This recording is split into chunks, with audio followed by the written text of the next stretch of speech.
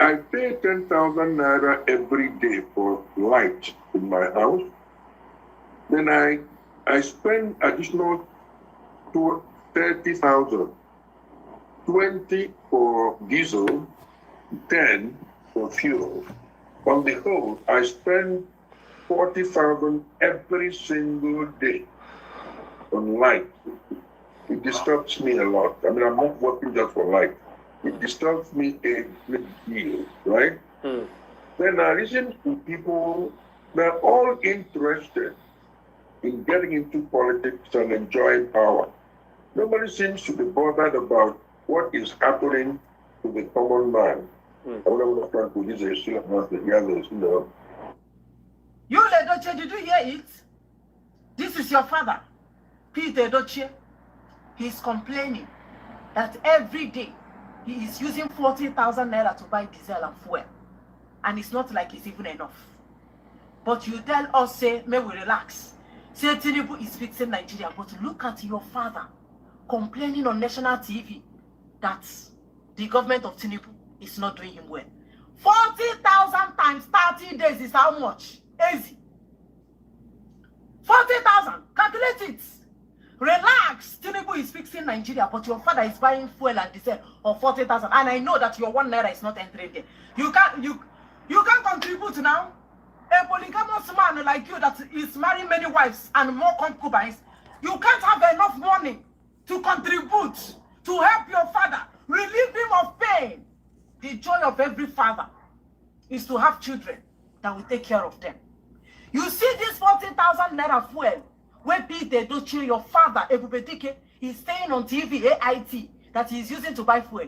If you are a responsible son, your papa don't go know how much where they use fuel diesel for in Lister, in Meccano or generator. This only proves that you are an irresponsible man. Kedukweniki yes, is responsible. When your waist is always on Esther, greetings, so my sister. Thank you. Thank you. Women Happy are the only thing Saturday. you can think and imagine of. Happy Women, Saturday. this word when you come out is only woman. If they are taking women as WAEC or JAMB, you are going to have A1. all your certificates will be credit, distinction. Woman. Anything that concerns woman. King Solomon of our time, King Solomon, 1 naira to 1 account. You don't have money. If you are well to do, you will not be hovering around. You will not be moving Hey, around. Holy Mary, long time sis. Welcome. How you doing? Good to see you. Your face show, your shoe shine, I'm sure. You, Edochie, I said that I can bet anything that you are not a responsible son. Una, hey, I'm still recovering from Daniel's Buala's global embarrassment. I still dey recover. Let me read something I saw just now. Remember that man that say he's the chairman of APC in the crowd? I think he was one of the panelists. I don't know. With those 2 other journalists that spoke very well, mind the way. Those ones you can tell that they're frustrated with the way Nigeria is. The one with Financial Times and the other lady.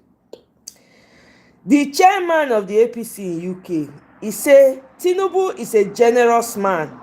Every politician in Nigeria has Tinubu's tonic inside of him. Somebody asked my fellow Nigerians, please, can you explain what tonic means? I hope it's not what I'm thinking. Oh my God. I'm telling you. Oh, listen, you know her? Okay. Man, she was very bold. She and the other guy, the journalist, I was very happy that they were there. They burst the bubble of the government. You could tell that they're frustrated. You can tell. Now they were embarrassed just being there, listening, having to listen to the... Hey, God. Hey, in fact, I'm going to get to... what's it called? I'm going to get to... See...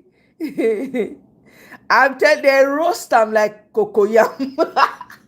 Holy Mary, the roast, una will listen to the video again. I go pause and then we'll go talk because I've been reeling from it yesterday. Do you guys want me to take the video again? We'll just take them piece by piece. Shame wear me like oversized okrika. I laugh. I can't remember the last time I laughed like that. He say, this is a water. He gave her a rich, she can't leave glass. When they send you full errand, you don't know what to do. To defend this government, you have to lose your mind, your soul, your spirit. You know, it's I kind of like wetin Bala Blue they do them. In worst critics, e just dey send them to where they go take get monumental embarrassment. Una hear say they carry Reno go Mexico. Reno is now the ambassador for Mexico. Remember Reno say Tinubu na drug peddler. So he don't go the headquarters. Oh my God. Mehdi Hassan, please invite Reno Mokri, Reno, Ononuga, FFK. I would really love to see their takedown globally. Oh boy. Global embarrassment. I'm telling you, Mehdi Hassan comot cloth for him body. He stripped the man naked. He reach where he get stage when he reach, the man come dey drink water. Come carry water in there. I say, yes, you're going to need it. Then Mehdi Hassan say, please don't raise that water. Oh boy. I laugh. I just dey laugh. I no fit cry. Shame they catch me, that's why they laugh. Shame they catch, that's why I was cringing. Oh my God. Oosh. E be like say that they punch person. No. What a glow. Now they say Nigerians they demarket Nigeria. They don't demarket and finish now. Wetin remain? They don't demarket Nigeria finish. Anything remain? It no remain. It's gone. It has entered one chance. Omo, I like the takedown. You see where rich. He gave a rich. Mehdi Hassan now said, brought up Bola Tinubu's drug case. Oh, that is sweet, my soul. Oh boy. On a global stage, you bring her out. Talked about the corruption. Talked about the poverty, how poor people have become. Talked about vote buying. The guy do the work when all the journalists in Nigeria put together and they not born their way to do. All of them. What a shame. Not only Rufai, they manage, they try. Not only Rufai, just that sometimes I know they agree with Rufai. Some kind of things when Rufai they talk, I go the one that say, come on.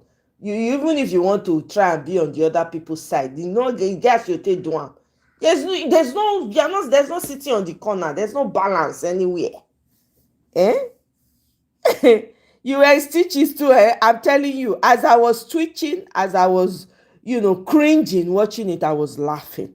They think it's Shehu Akimbaloye. They will go and sit down, and that one go just give them. Then Shehu Akimbaloye will now turn it to Peter Obi questioning time. You come they ask, do you think Peter Obi? They'll come turn on to Peter Obi.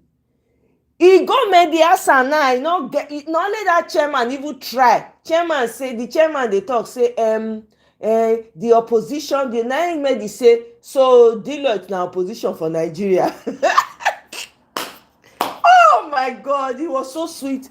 I was cringing, I was laughing. I say, this is good, man.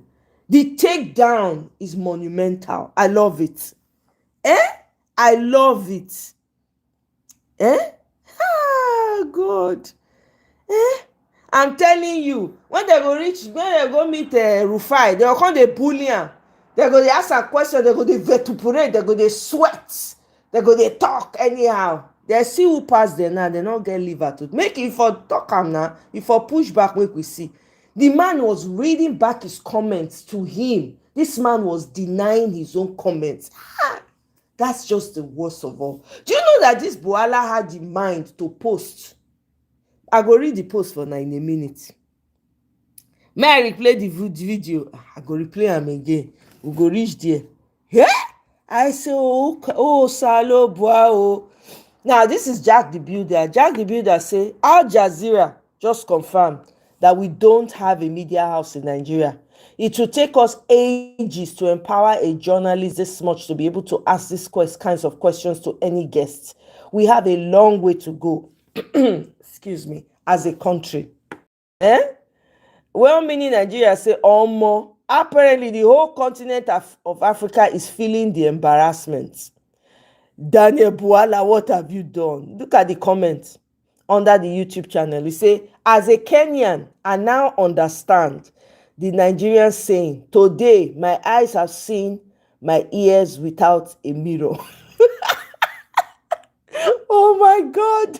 He said that was 48 minutes of pure, unadulterated embarrassment felt by an entire continent.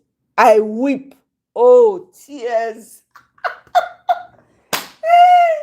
Oh my God. You know why they sweet me? Is now globally they are properly shamed. The takedown of Buala has been recorded real time globally. And while at it, the APC government has been properly demarketed. I like it. The attention has now been placed on them. It's a wake-up call for Nigerians worldwide. I'm telling you, the sad reality is that our fellow Africans are now aware of no, there's no sad reality. They need to be aware. This is the kind of embarrassment that Nigeria needs. You see now, on top of it, you still see Nigerians that are doing nonchalant. They go to say it not concern them until you go finally concern everybody. I'll be here with they when they shout 2022, they talk. There were people who were like, I don't like to talk about politics. I don't, politics is divisive. I don't like to take side. I don't like. I say, okay, no problem. Wait till we see when we wake up. Those same people now, guess what? Now they carry the market, they say pass. The people that I'm hearing now, I did not hear them in 2022-23. I did not see them. I was all over the place. I was on Twitter. I was on TikTok. I got to Twitter later on, not much later. So I can't even really count TikTok. YouTube, I don't even see them. I think there are more people speaking about it on YouTube now. TikTok, and then finally I got to Twitter. People that I've never heard before. Now they talk about the politics now. Now sit down, look, we can't they look now. We they listen. I'm telling you. Because politics would take interest in you. Oh my God. You think you will abandon your house for somebody, a stranger, to come and be running it for you. One day that stranger will run you and run you out of that house. That's what we're experiencing in Nigeria. That's exactly what we are going through now. Let's listen to this. We'll get to that video in a minute. I want us to listen to some information. One nation, people are dying. People are being pied every day. What has he done? Always on holiday, spending most of his time in France. He has become like a person that is a tourist. It's like the tourist president with no clear direction. If you know your nation is conducive for foreign investors, do you need to be running all over the place and be looking for investors? Because that's what they are telling us. Tinubu is traveling so he can bring investors to Nigeria. What are your foreign missions there for? What is your foreign minister there for? Are they not supposed to be liaising with other nations? A nation where people's life does not matter, where people are not so sure of whether they will wake up tomorrow, when they travel, whether they will arrive, where people are not sure of what will happen to them tomorrow because of insecurity. While that is going on, Tinubu is gallivanting all over the place. And what has he done? He has surrounded himself with evil, senseless, ungodly loyalists, people that are psychopaths. Some of them are governors, some are in the Senate, some are in the House of Rep. I even think the House of Rep even has more sanity. Akpabio, you have no right to sit there in the Senate when Nigerians are dying every day, and you are there, secure, safe in your chambers. Anytime something comes that will benefit the people, you drag your feet, you drag your foot, and you do anything to help them. But anything that has to do with your welfare or getting more money, Tinubu sends something for you to approve. You can even call an emergency session. And even if you're on recess, you immediately return to pass a bill, sometimes almost overnight. But when it has to do with electoral reform, it's a problem. To say in present day, somebody to be saying, we don't want real-time electronic transfer of election results.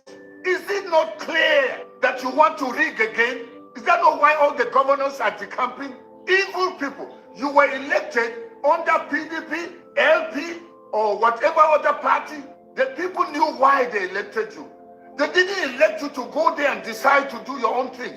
And you're more concerned about how to secure your second term. The governor of Plateau State, what have you done? Have you secured the lives and properties of the people of Plateau that should qualify you to go for a second term? Tinubu is already working towards 2027. And that's why this ganging up is taking place. Nigerians, smell the coffee. They hate you. Wicked politicians, they are evil. You hate Nigerians that much? What have Nigerians done to you, politicians?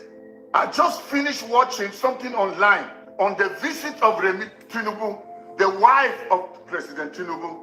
She went to America. Who knows? The lobbying is now working. Maybe they knew there was going to be a prayer breakfast. So what did they do? They organized for her to go and attend. Was it an official trip? How did Remi Tinubu find herself in a prayer meeting? Has she been able to handle the prayer meetings in Nigeria? What have been the effect of her being a pastor of Redeem? And they're using that as a cover to cover up, lying to us. That's how Tinubu connived and used the church, brought Buhari to learn Christian choruses so that he can get the vote of Redeemed Christian Church, since there are millions.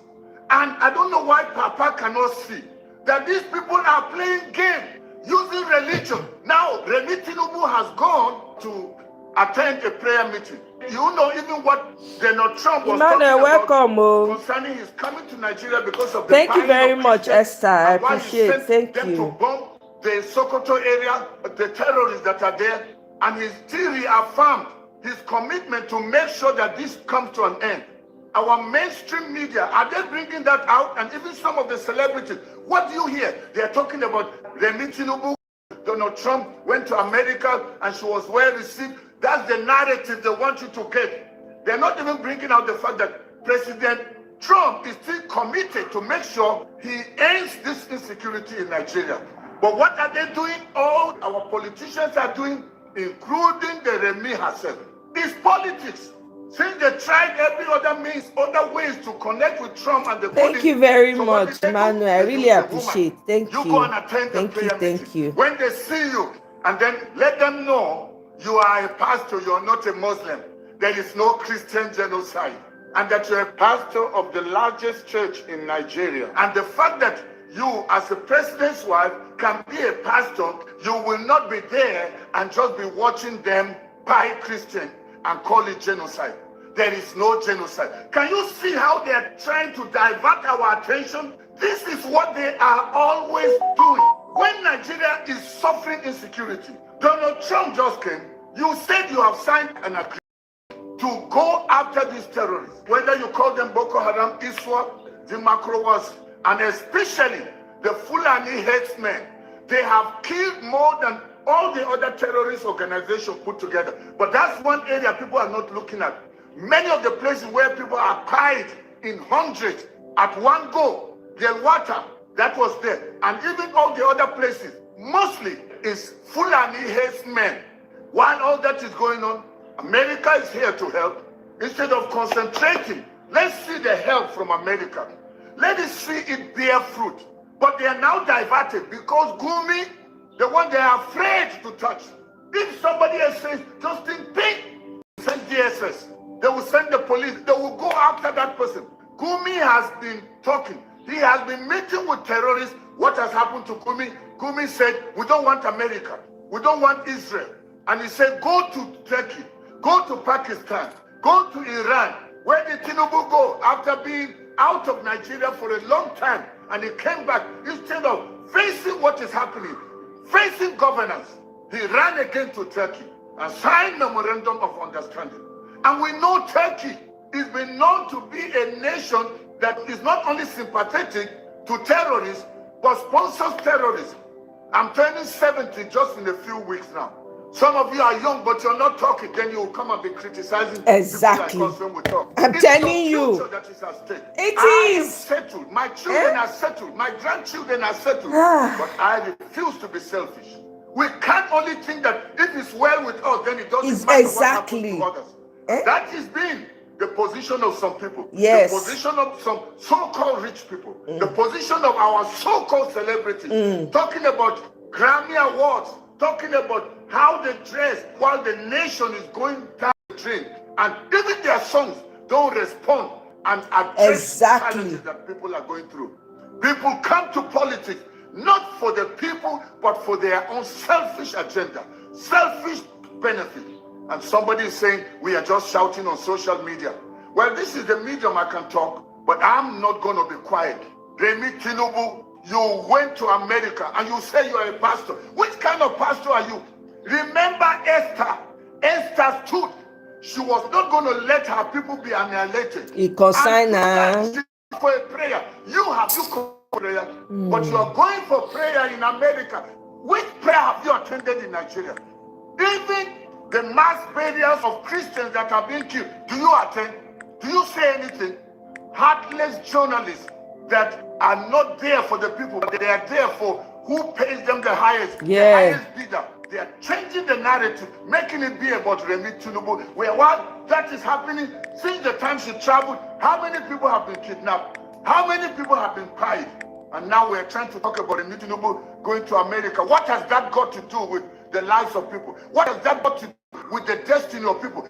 What has that got to do with the economy of Nigeria? We are talking about lives being killed by heartless criminals, aided by the government. The Tinubu knows why he is not going after them. Because he signed an agreement with them. They said, we will let you become president, but just promise you will not kill our people. Those of you that are doubting me, is there anything sinister? Is there anything crooked? Is there anything that has a mark of secrecy that Tinubu cannot do? Is there one? Tell me one. Somebody that can hire people, traders, people from the street, and dress them like bishops, so that I bet make una help me like somebody that you have not yet liked, why please should we double tap the surprise screen to what like. comes off his sleeve? We haven't seen anything. For Tinubu, the end justifies the means. That's why he's calling governors and wooing them. PDP governors, LP governors, people in the House of Rep, people in the Senate, including local government. What have Nigerians done to you? You have lived your life. You have more than enough money to live 10 life circles. Yet you don't care that Nigerians are dying under your watch, and you're sending your wife to go and play politics in America. President Trump, don't allow them to deceive you. Don't let them use any lobbyists around you. Nigerians are suffering. They are dying. Since the last time you bombed Sokoto area, the northwest, where the ISIS are, it's not only ISIS, it's not only Israel, it is Fulanis living among us, being sponsored, being aided, being supported by the government. The Tinubu government is hiding something from you, and they are trying to create a false face, but secretly they are meeting with bandits. They are killing people, they are terrorizing the nation, and people are dying daily. Every day that this thing delays, only God knows how many people will be killed. President Trump, don't listen to these liars. They don't care about our people. Right now, as Nigerians are dying, they are already ganging up. They have collapsed the different political parties. So they are already plotting and planning towards 2027. Don't let them lie to you. This present regime, they don't care. They hate Nigerians. Hey, welcome, caller. Yeah, I took a break. Yes, all is well. I appreciate that concern. Thank you so much, my brother. Welcome. Good to see you. Your soldiers that you have sent. Trust everything is well with you as well. Please do me a favor. Share this broadcast. Every Nigerian needs to listen to it. Especially tag all the politicians, the ones in the House of Rep, the governor. Send it to the Senate. Send it even to Aso Rock. Send it to Donald Trump. Everybody needs to hear. Enough is enough. We can't continue like this. Well, let me end here. If you're watching me on Facebook and you are not following me, go ahead and follow me. And also like this broadcast. By so doing, it will be recommended to more people. And if you're watching me on YouTube,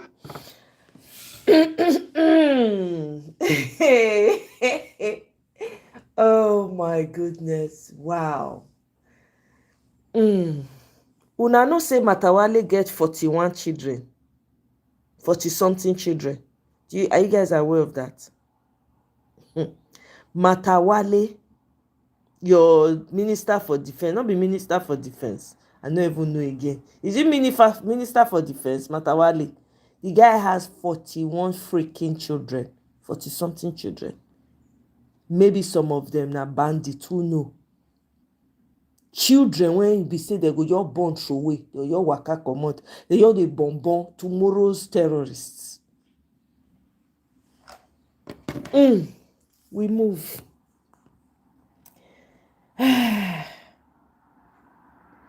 Wanna listen to this clip. Now clips we go they take. Here in the front row first. In 2023, President Tinubu promised Nigerians constant electricity within 4 years, saying Nigerians shouldn't vote for him if he failed. Yet the national grid has suffered repeated collapses, including twice in January 2026. Sorry, my screen is a bit dusty, right now to man. stabilize the grid and I just improve see her reliability? now. Wow. The government has actually strengthened the partnership between the private sector and the public sector. You should know that we took up reforms in the power industry that has allowed the private sector to be fully involved. Some of the state governments have even reached an agreement where they have off-grid and they run their own electricity company in their respective states. So the progress is being made, and I can assure you, by the end of this first time, you would have seen very obvious change that you'll be happy. Should people not vote for him if the electricity situation continues to be bad? That's what he said. They will make the decision when that comes, when that time comes. Okay, let's go back to the audience. Here in the front row first. In 2023... So apparently there was a lot from the video that was cut out. People have been some people that cut the whatever, they've been saying that there's been a lot from the video that we did not see. Oh shoot, what did I do? Okay, that's what they are saying, that they cut out a lot from the video, actually, that there were a lot of embarrassing moments. They had to cut. There was one, he used 3. He said something, cutting down a 3. He used 3 to make parable. The people said, there were people who attended, and new people that attended, and they were saying it was so embarrassing that some people started leaving. Some Nigerians had to leave because it was just too embarrassing to sit there and watch. Okay? Hey! Look, we listen. On May 2023, President Bola Ahmed Tinubu became the president of Nigeria. According to SBM intelligence, between July 2023 to June 2024, total of 7,568 persons were kidnapped in Nigeria in about 1,130 different incidents. Few days ago, I made a video where I told you that the father of the coordinator of Renewed Hope Agenda Initiative in Ebonyi State, who was the former deputy governor of Ebonyi, Dr. Eric Eleti, that the father was kidnapped as he was getting ready to go to church. The news now says that the father has been killed by the kidnappers. In July of 2025, bandits killed about 38 hostages in Banga village in Zamfara state, after the family members had already paid the ransom that was demanded of them. In April of 2025, there was an attack in Plateau state where a whole family was wiped out by bandits. Between 2024 and 2025, Lakurawa, the new terrorist organization in Kebbi state, they conducted about 22 attacks and killed over 70-something persons. Between May of 2023 and May of 2025, over 294 persons have been killed by unknown gunmen in Katsina State alone. According to Amnesty International, only in Benue State and in Plateau State, about 10,000 persons have died between 2023 and 2025. In January 2024, there was an attack on a school bus in Ekiti State. About 3 students, 2 teachers and the driver were kidnapped. On 18th January this year, 2 churches were attacked in Kaduna State. 160-something persons were kidnapped. On 17th November 2025, 2 staff were killed, 25 students were kidnapped in an attack that happened in Government Girls Secondary School in Kebbi State. The next day, 18th November 2025, there was another attack in a church in Kwara State. 2 people were killed, 38 persons were kidnapped. 3 days later, on 21st November of 2025, 303 students and 12 teachers were kidnapped in a Catholic church school in Niger State. In the past 24 hours, according to Sahara reporters, in Kubwa in Abuja, 16 persons were kidnapped, including a vigilante's wife and pastor's 4 children. In Kogi State, 2 people were kidnapped in a place called Yaba West. In Benue State, a former local government chairman was killed. Still in the same Yaba West in Kogi State, 2 more people have been killed. In the past 24 hours, in a Ruku community of Kwara State, bandits came on raiding. They bombed vehicles. Few hours ago, the office of ADC in Rivers State was reportedly burnt down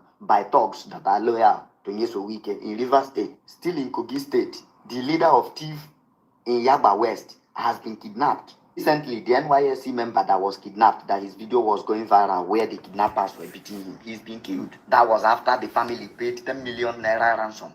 It's just the few that I could report to you. We've not gone to what happened in Yellow Water, and people are busy going everywhere shouting City Boy, championing the re-election of Bola Ahmed Tinubu. In all this, according to Sheyi Law and Reno Mokre, Nigeria has never been as safe as it is now. May Nigeria never happen to you.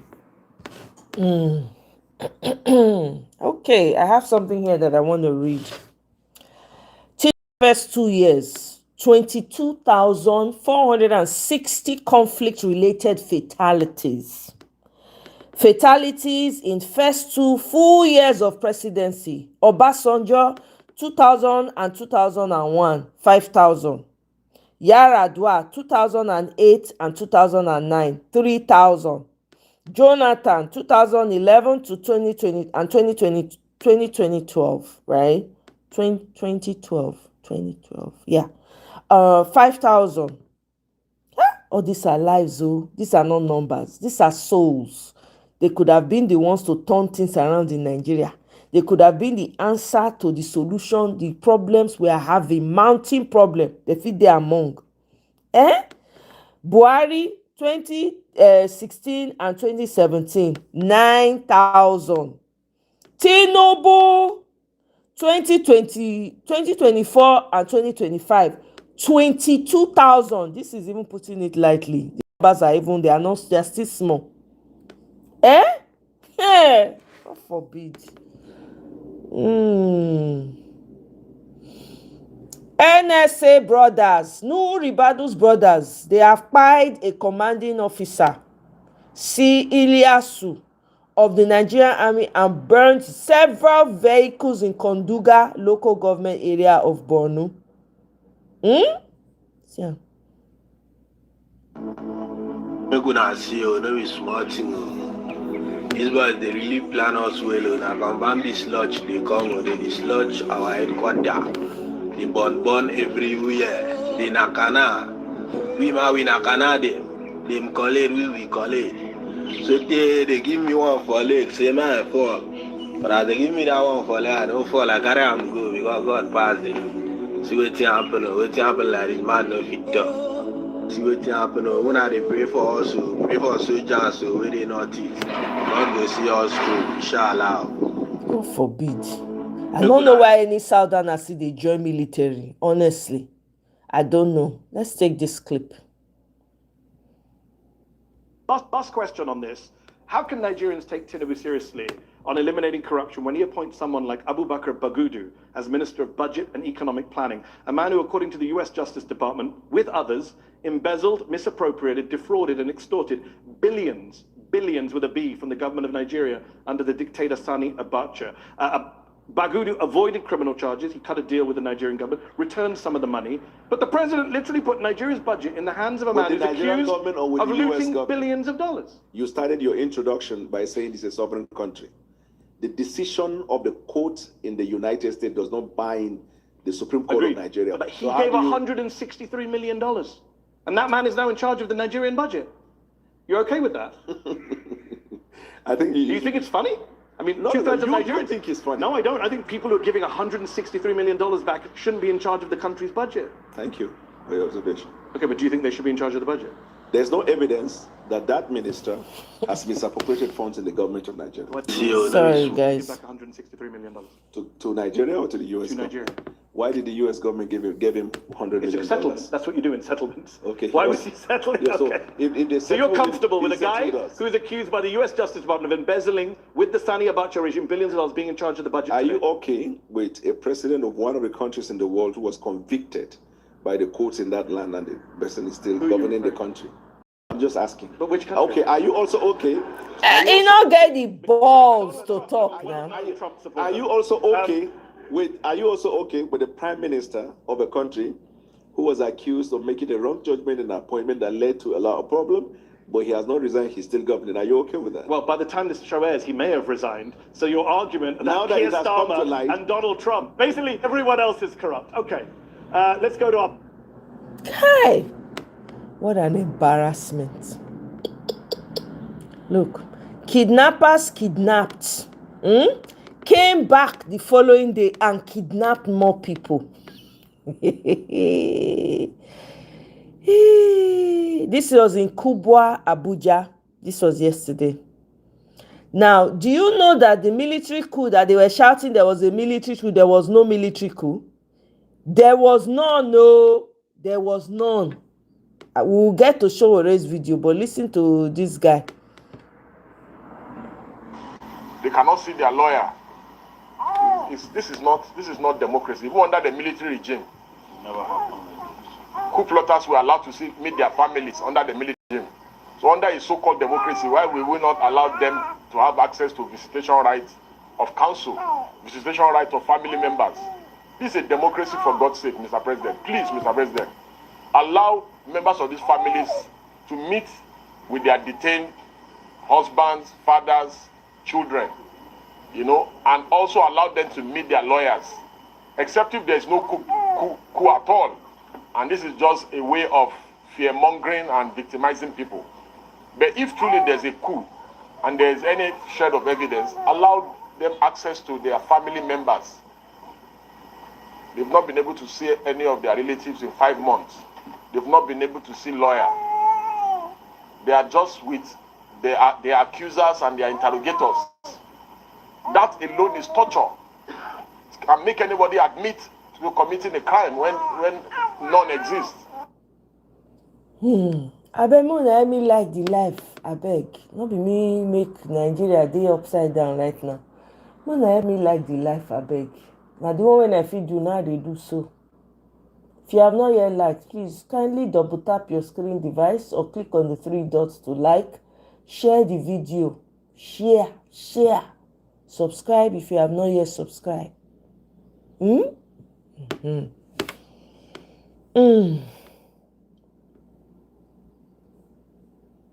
This is the fastest 4 years of my life. Bro, with the 3 African countries I've been to, Tinubu have spoiled my 20s. This is the fastest 4 years of my life. Bro, with the 3 African countries I've been to, Nigerians are so fucking backward. Kawalele, welcome. Greetings. Good to see you, my brother. A Gen-Z be practicing tribalism in 2026. Yeah. A Gen-Z, they practice tribalism. Look at Asia. India has more than 700 languages and 1,000 dialects. But you need to walk by them. Look at China. You think we're the only country that have different tribes and different languages? I don't understand. A Gen-Z is telling me that you want to vote for Tinubu because the power has come to my side. The power has come to our side. Tribe, they kill you. Ogu, they kill your tribe, your right to vote. Ogu, they kill democracy, bro. Ogu, they kill everybody. I don't understand. Like, Tinubu has spoiled my 20s. Tinubu is the reason why I didn't eat today. Tinubu is the reason why I fell today. Tinubu is the reason why I'm coughing. Yes. Is the reason why I'm having fever. Tinubu. Yes, Emwatawono. Oh, Emwatawo. Yes. He's the reason there's no investment in Nigeria. Nobody want carry their money go burn. Nobody want enter Nigeria go invest. Why? Because they invest their money, it go disappear, it go fly like bird. Come on. They go burn, they go crash the investment. He's the reason you woke up and you're angry. is the reason. This is how every young person ought to be reacting in Nigeria. But no, politics is still divisive. I don't like to talk about politics. Politics is divisive. Politics is taking your life every day. Which one you prefer? Anyway, APC is Urino Oduala. He said APC is using proxy men to take this heat off Tinubu. This is an angle. The only thing we will discuss till 2027 election is Daniel Buala's folly in the interview. We will forget Tinubu has refused to attend any debates with opposition candidates or interviews. Not true, but let's not make it true. Even though, yes, there's a tendency for Nigerians to be like that, let's not make it true. Okay, this is one of the Chickstar here says, I'm glad someone saw this as well. Pity that Al Jazeera deleted the gem. So let's see what this comment is all about, right? For the record, this is it. For the record, Al Jazeera's edit of Mehdi Hassan's interview with Buala actually made Mr. Buala look good. There's about 10 to 20 minutes of footage on the cutting floor that would shame viewers to buy. Oh, coco. Then this Pan-African Bini boy says, so I heard though. And then somebody posted something here and said, I have a colleague who was in the audience for this Buala's interview. He said the video does not even reflect everything from the interview. He said they asked Buala why for a question. Buala replied, why is a tree that has 3 branches? The shame keeps getting worse. Make una see people when they protest for Iran, when they chant "Bye to America," then they march through capital with security protection. Make una see am.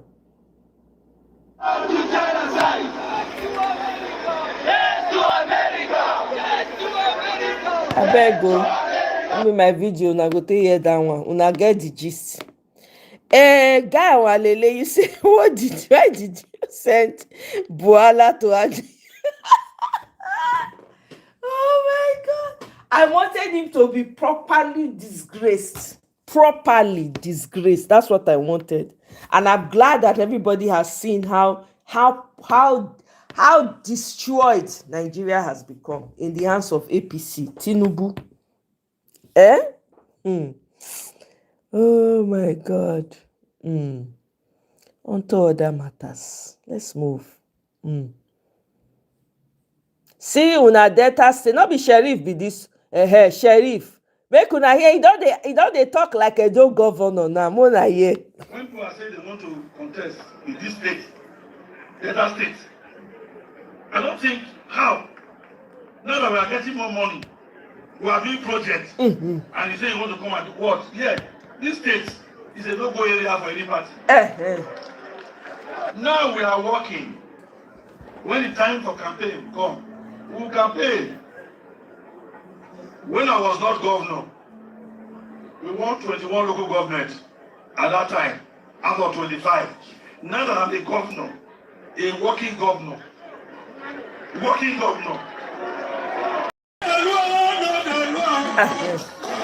They don't adopt Wike method, join.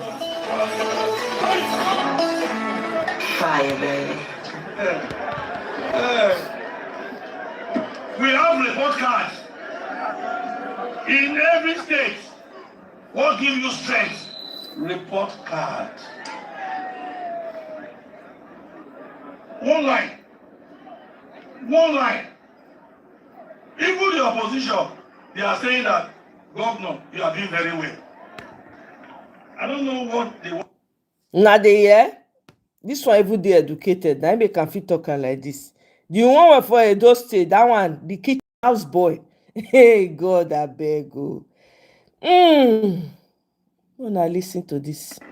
My name is Elijah Omotosho. I'm a businessman. Okay, please, what can we do to have a better Nigeria? When we are talking about having a better Nigeria, the better Nigeria has to start from you and I. You know, why do I say it has to start from you and I is because sometimes, you know, we keep shouting on the government, and why even if every individual of us has our own faulty. For example, someone that is selling maize, for example, maybe you buy maize at the rate of 500, and you now discover and how that maize has been a little bit dropped.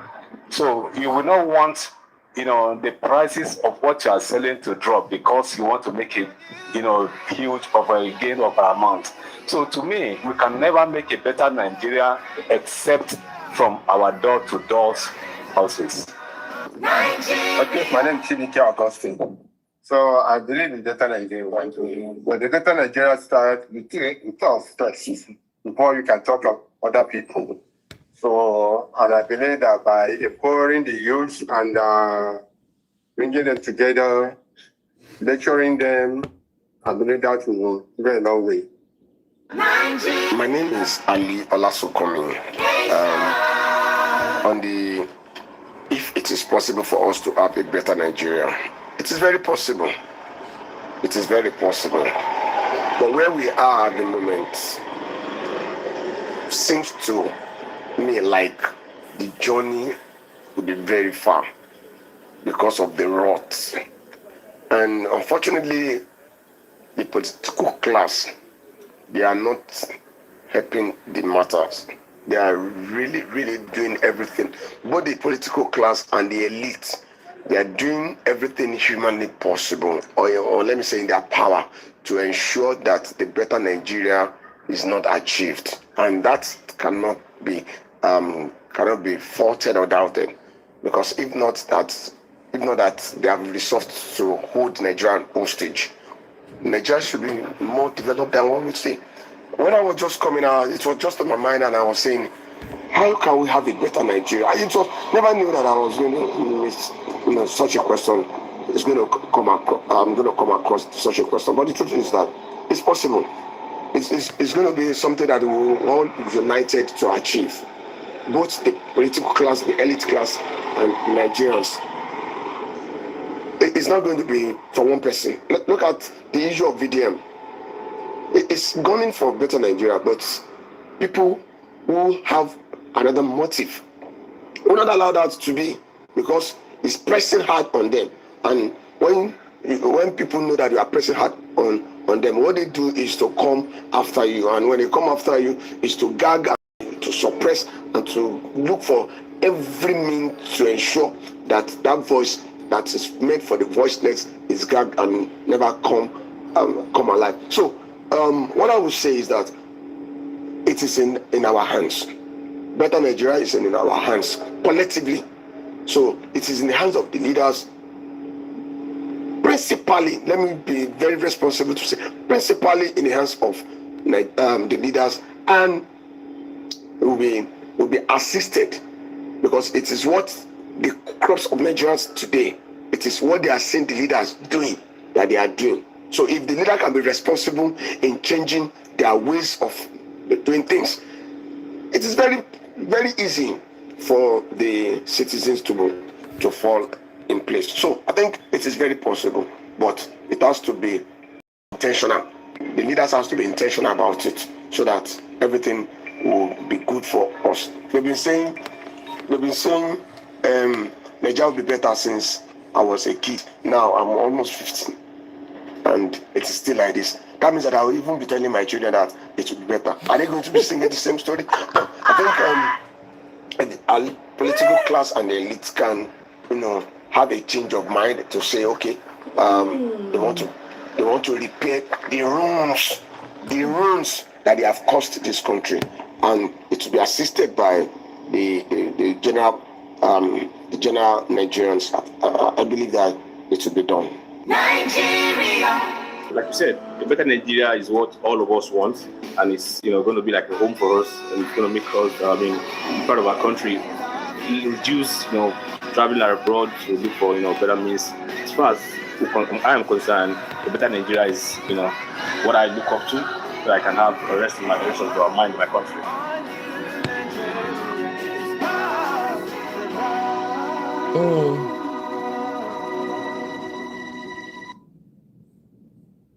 where integrity is in their Old Testament. We have millions of Buala. I call him Rottweiler. Can you see the embarrassing interview? The man carry himself, go London, go embarrass himself.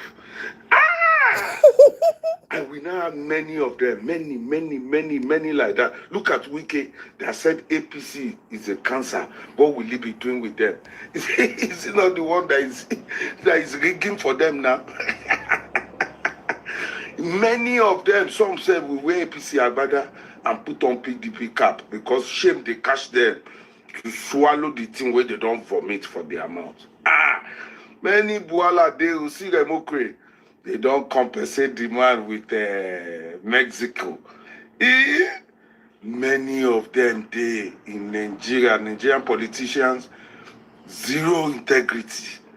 They no get. And the reason why they are calling Ashwaju the best politician or the greatest politician of all time is because they know, say, the guys have been by them. The guy understand what they stand for.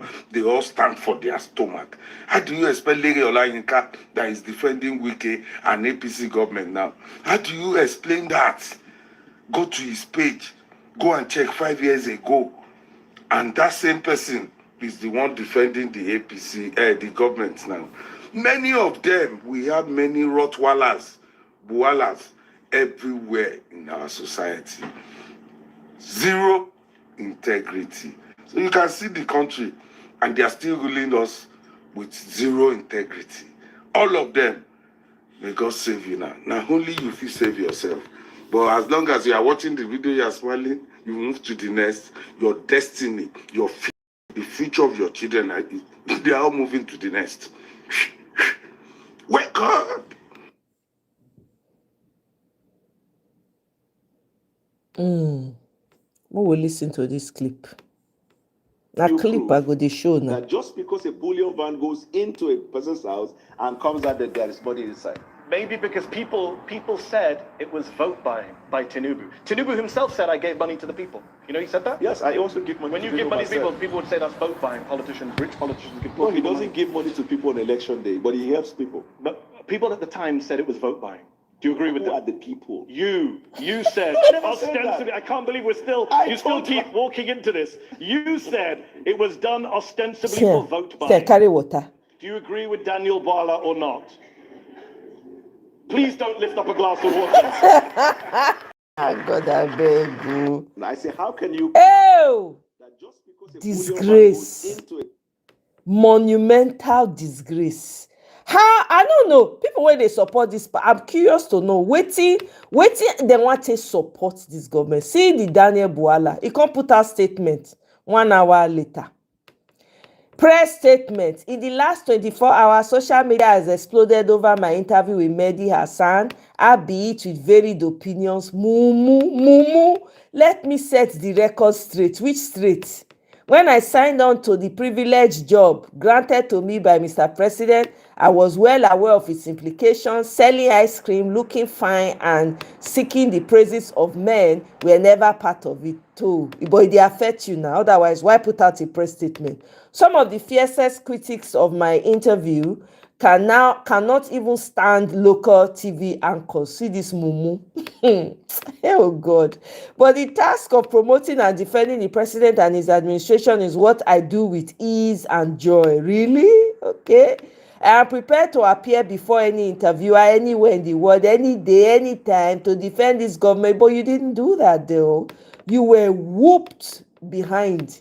They whoop you, they mop the floor with you and its policies.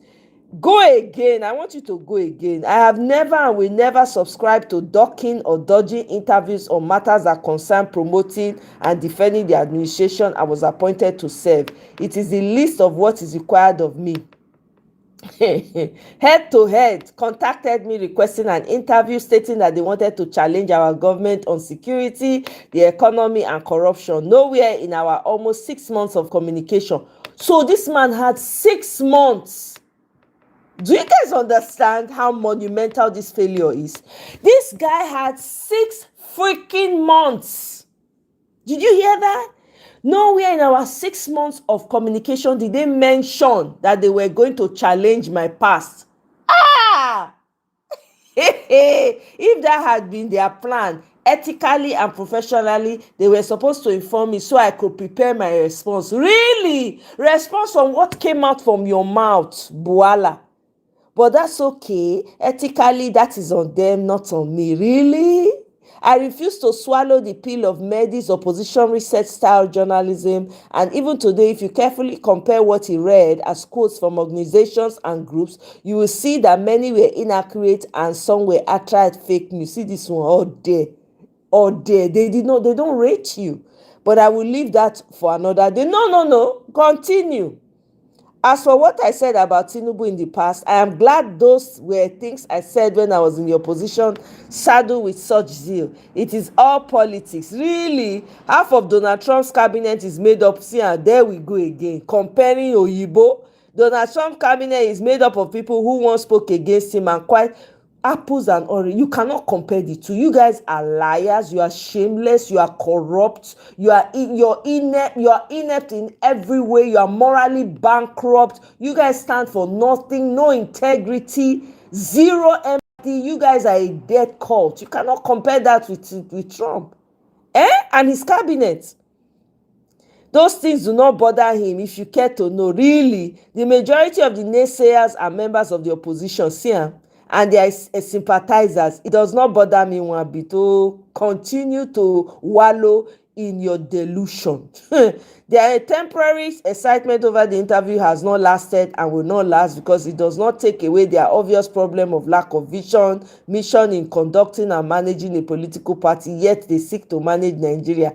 There we go again. Not taking accountability, but instead blame the other side.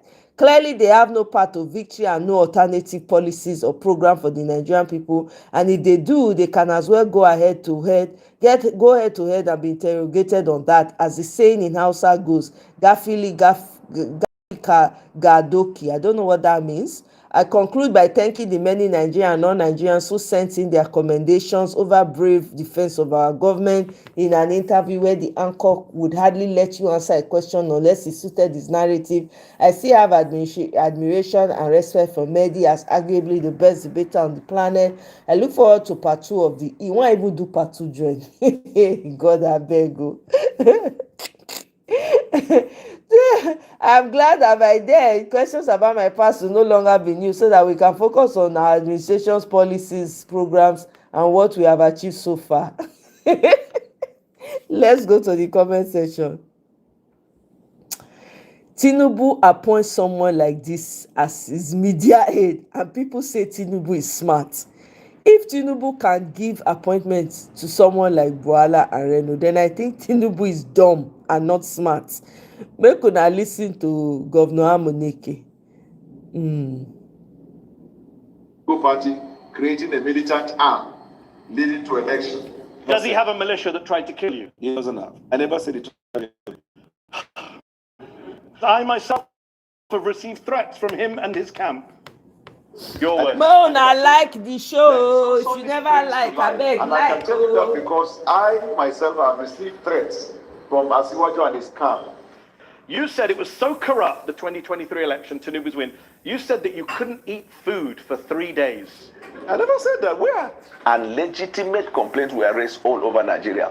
That part is what threw me off balance. In fact, I became so sick. For the past 3 days, I found it very hard eating food. Tinubu is not just super rich. It's what he does with his wealth. In 2019, 2 armored money trucks, bullion vans, were seen going into his house, coming out of his house. Where did that money go? No. Point. Did you see the money? Or those who reported, did they see money inside the bullion van? Was there no money in the bullion vans? How am I to know? You said it was money in the vans at the time. I never 2023, February. But there is only one person in Nigeria who is alleged to have moved money through bullion vans, and that person is on their ballot as the presidential candidate. You are failing. Amnesty International says you are failing at security. The numbers don't lie. It's unfortunate, and as a government, and it's getting worse. We're working day and night, and it's getting worse. That situation. I don't agree to the fact that it's getting worse. How can it not get worse if more people die in 1 year than the previous year? Context matters. What's the context? The context is not getting worse. What? Yes. The context is not getting worse. The context is that it is not getting worse because you see, this is a water, right? Okay. If you have the water half, you could say half glass filled or half empty. Yeah. Isn't it right? Yeah. So the Western media always see Nigeria, Africa, and some of the activities in Africa as half empty. Excuse me? But we see it as half full because when we look at it, and when I say context matter, before the president took the oath of office, we knew the situation in Nigeria. And he did worse. When he made the decision to take bold step to put Nigeria in better trajectory, we were well aware of. My dear people of Olani, this is what my government wants. You know, voila, please come and work with us. Your creativity in system of line. Did he lie? Did he lie? No, don't worry, go. And you say go now, go. So voila, please, if you know him, tag him in this video. We, the people of Olani, are impressed. Who could have thought? You see the analysis, very accurate with a cup of water, you know. With you, you know, you will not allow our enemies to drink water and drop. You know, I like your diversity, his integrity in terms of backwardness movement is second to none. So voila, please. Voila.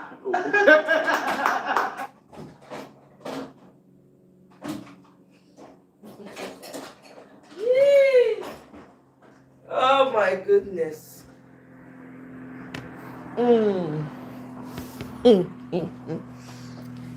Hey, Weleke. Soon, city sheriff versus state sheriffs. A new Nigeria, and also too many Boala, Wike, Shetima, and Tinubu. Guy, you dey shout. I wonder how you were watching, what you were doing when you were watching that interview. I'm sure you were screaming. You dey shout, Boala, shut up. Raymond, welcome. Oh. Mr. Bibwe say, good morning. Oh, welcome, my brother. We need to contribute to send all our journalists to course in medical school. Abi, he dey sweat like Christmas goat. I'm telling you, for that interview, Mumu man. Which record straight? You bend the record in vain. Too late. Drink your tea. Kene, welcome. Oh. Na me and Kene watch the interview yesterday. God abeg. Oh. Inferiority complex is real. He's comparing the corrupt. I'm telling you, to USA. It doesn't make sense. I'm like, what the hell? This show was the greatest show. Nelly, welcome. The greatest chef's kiss. The naked APC globally. You don't understand. I love that interview. The guy hit every point. The corruption, the money when you pay for drug dealing, the bribe, vote buying, everything I nail. If opposition gets sense, they're supposed to take that clip, they play them. Oh my God. They go turn them to another powerhouse. So, exactly. Ever use his bare hands to indict the I'm telling you, he did it and it was beautiful. I'm telling you. Too late. Now me and Kene sit down for here. I streamed yesterday now. I streamed the interview yesterday. We were laughing together. If you don't get shame, then I don't get shame either. We are all mad here. I'm telling you.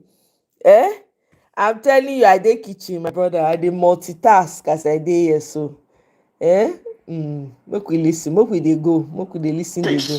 That are practicing Sharia legal system, and as all eyes are on the 12 northern states. Mona, remember to like Sharia legal system, and are also implementing blasphemy laws under President Bola Ahmed Tinubu, following the decision or recommendation by the United States lawmakers to President Donald Trump for the abolition of Sharia legal system and blasphemy laws in Nigeria as part of the strategy to stop the killings going on in Nigeria, which the Americans said that it is linked to the Christian genocide in Nigeria and Christian persecution in Nigeria. A public threat interest suit is now before the Supreme Court, challenging the legality of the Sharia legal system in Nigeria as being practiced by the 12 northern states that are implementing the Sharia legal system. Now, you are going to listen to the lawyer behind this development. And after you listen to him, then we'll come back and we'll talk about it. This is because it is at the center of ongoing discourse following the recommendation that was made by the US Congress that investigated Christian genocide and Christian persecution allegations in Nigeria that was led by Congressman Riley Moore. So they have submitted their report, and one of the things they recommended that Trump must do is to lead the charge to compel the Nigerian government to repeal the Sharia and blasphemy laws in Nigeria. While Tinubu has maintained sealed lips, the matter is now at the Supreme Court. Watch. Of the legal dimensions. Nigeria has also been at the receiving end of the Trump style of diplomacy under this current U.S. government. And the recommendations that came through last week from the U.S. Congress, about how Nigerians should tackle, banditry and insurgency problem has received some pushback. Specifically, that bit about the scrapping of the Sharia. The Muslim sections of the country have said we have a right to govern ourselves the way we are convinced we should. But I'd like you to put a legal interpretation to it within the context of a secular country. Okay, first of all, I have to warn you that before the Supreme Court, especially on this matter, we're challenging the constitutionality of the Sharia criminal law in Nigeria. So I might skirt around some issues. Not being able to delve into the core of some of this because it's before the Supreme Court. However, historically, we've always had Sharia law in what has now become Nigeria. You must remember that Nigeria, essentially we're two countries. We had northern Nigeria and we had southern Nigeria. It was fused together by the British for economic reasons, which they said the north was not viable, so they had to fuse this country together. The south, which had more economic power, would now power this union known as Nigeria. But to be able to come into this union known as Nigeria, the British wanted was to do away with some bad practices. You remember that there used to be killings of twins in southern Nigeria. This was abolished by the British because they said it was repugnant to natural justice. Also, in some cultures where a woman loses her husband, and she's been forced to drink the water which was used to wash the cups or shave her head. All these demonizing methods were outlawed by the British. And in the north as well, they told northern Nigeria that you are not going to be chopping off people's limbs, stoning people to death, flogging people for adultery, etc., or stopping people from, exercising their rights. So this was a compromise when Nigeria was formed. And we did away with the criminal aspects of Sharia law. The present-day Sharia law has been practiced in northern Nigeria. It's like 12 northern states, 12 states in the north.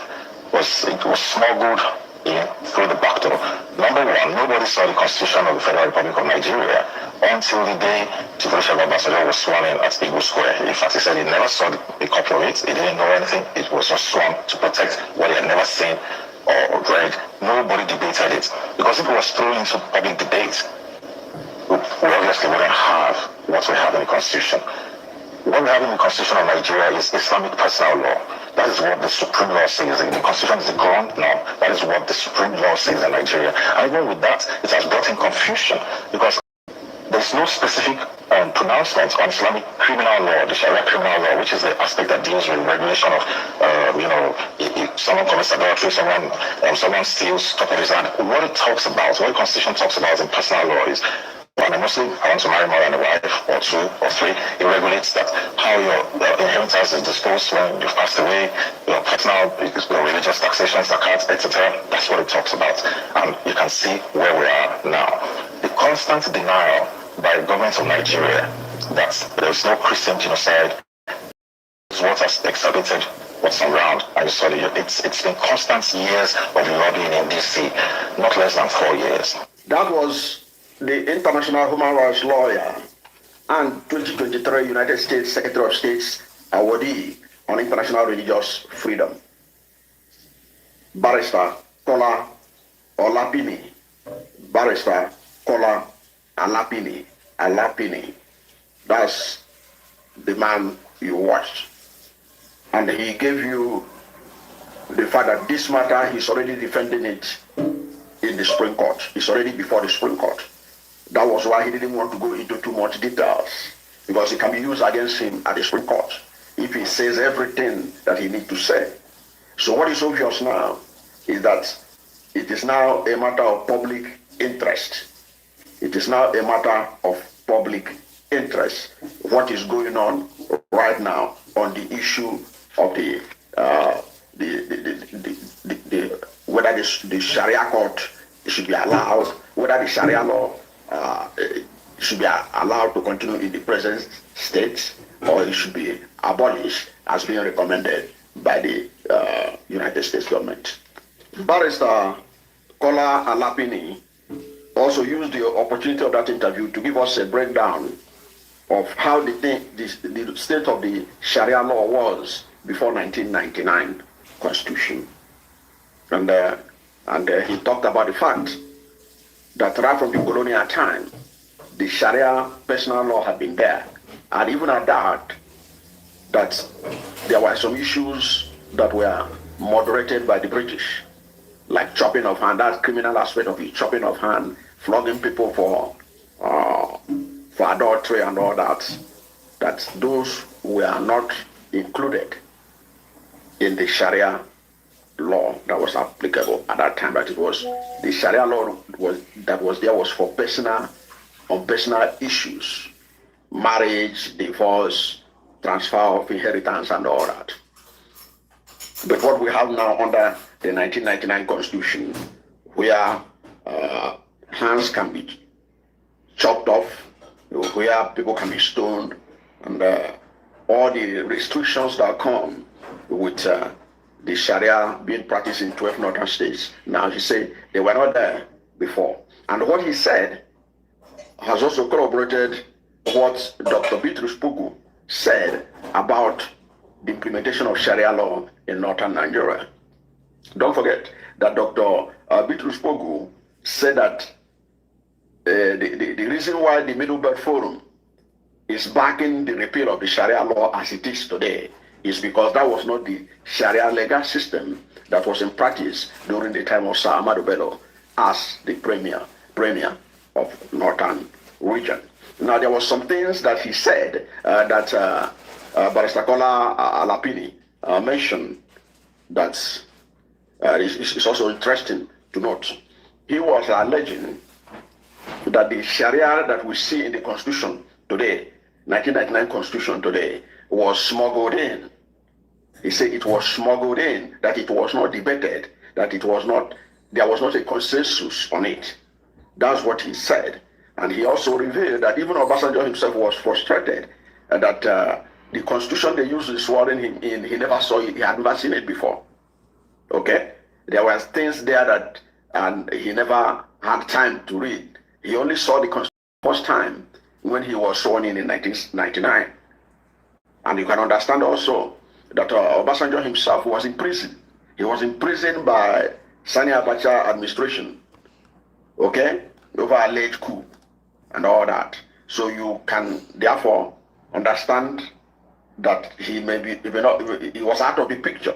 But even those who are not in prison, only very few Nigerians could claim that they saw the Constitution until Obasanjo was sworn in, because that Constitution was literally created to usher in the democracy that Obasanjo was to lead in 1999.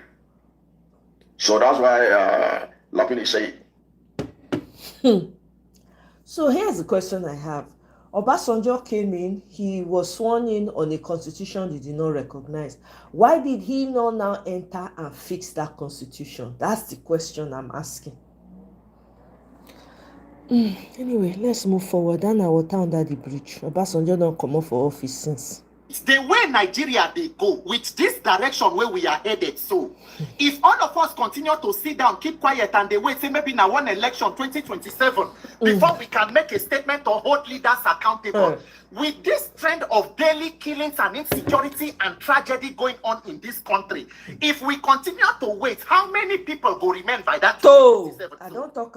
As a country, what level of insecurity are we ready to tolerate before we accept, say, that this is not a normal thing and human life should be protected? Because some people, they run their mouth like fairly used grinding machine. I've been a second-hand blender. They talk as how Nigeria has never been this safe. Nigeria is safer than today than 10 years ago. So what level of killings, how many citizens need to die before we as a people will agree, say, okay, oh, we cannot tolerate this one. This one, we don't cross the limits. What a tragedy, what a shame.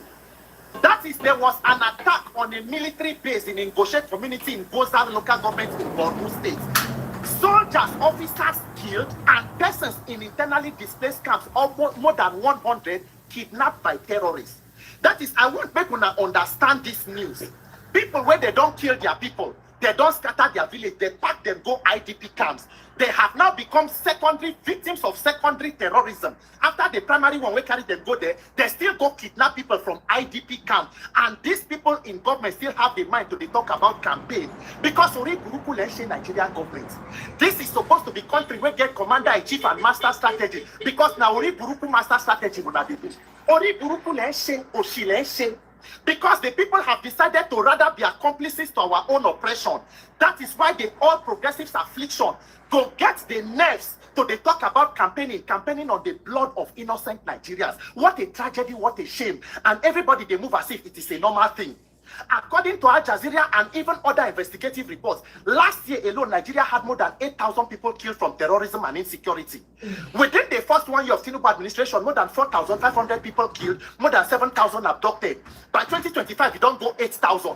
That is, year by year, we are breaking the record of killings of citizens, and they have gotten a new pattern. Nobody should say anything from the government. Keep quiet so that the thing will just pass. They go kidnap copper, they go torture them. According to report, they say they pay ransom. Now that they hear say they don't kill the copper, and everywhere is still quiet. The same thing when they put statement, they talk say on insecurity, Jonathan should resign because the bomb stop at his table. What a shame and what a tragedy. So if within the first 2 months of this year we don't lost more than how many? More than 1,000 people. What record are we ready to break by the end of this year? My country people, what is going on in the country?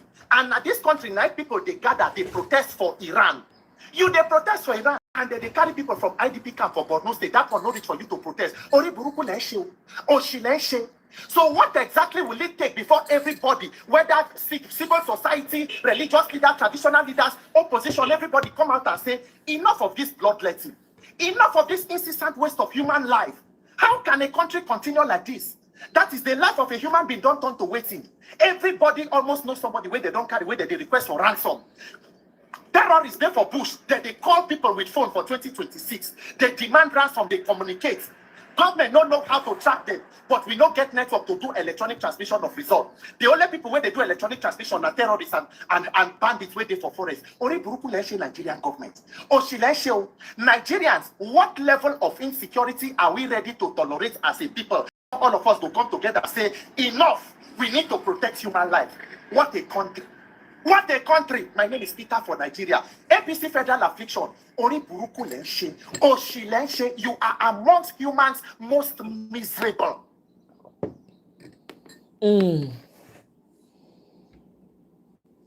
By now, everywhere supposed to cast for Nigeria too. Islamic militants abduct more than 300, including women and children, during attack on Ngoshe community in Borno. Called the bad group. The what? The bad group. The bad group. Okay. They've held 6 geopolitical zonal meetings. The last one took place in Jos this last yesterday and just ended. Consultations are that Nigerians want to be restructured into the regions based on 8 nationalities.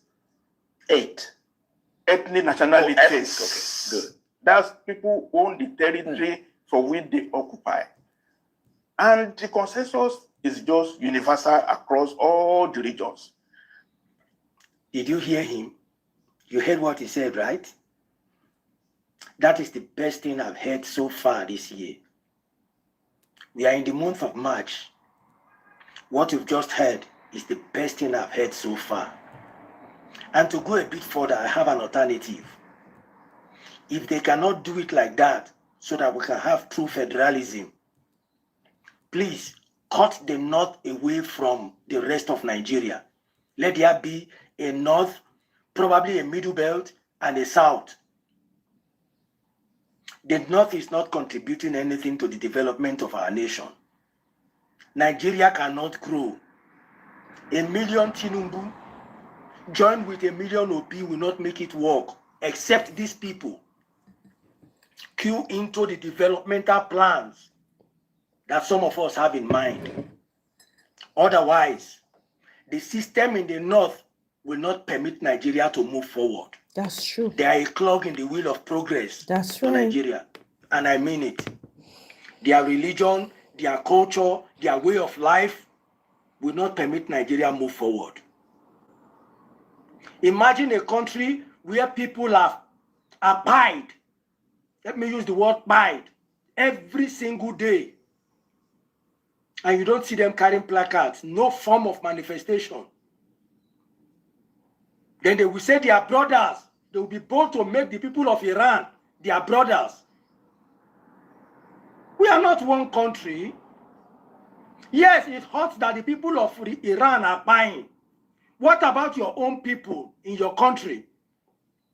Does it not affect you? We are not one. No. Anyone alive, make una dey talk. We are not one at all. At all. Fully supported. Make everybody, make the West go, make the South, the East go, make the Middle Belt go, make the Core North go. Then the South, una go decide what you want to do, because una many where you understand, una many different ethnic group. Una go divide, whether una want divide or whether una go say una want tell una want give una self return to Bende State. Una return to that name, Bende State. Do you understand? Then una go come, we come get wetin they call am, different districts go come get their representatives. I'm telling you, within that South. So let's continue. I have a couple more videos. We're going to be rounding up soon. No? Months we will now start, guys, from next month we will now start seeing the rise and the fall of APC. Now election year. APC, they are trying to return all those their bad wagons from assembly, state assembly, to the House of Rep, to the Senate, to the governors, you know, all those the campees. Now there are people already waiting in the states to contest for these same elective positions. And now, as God go catch them, they think they are too wise. They now allow direct primaries, which means we are going on option A4. As you know, option A4 means over 30,000 people will be out to elect their representative.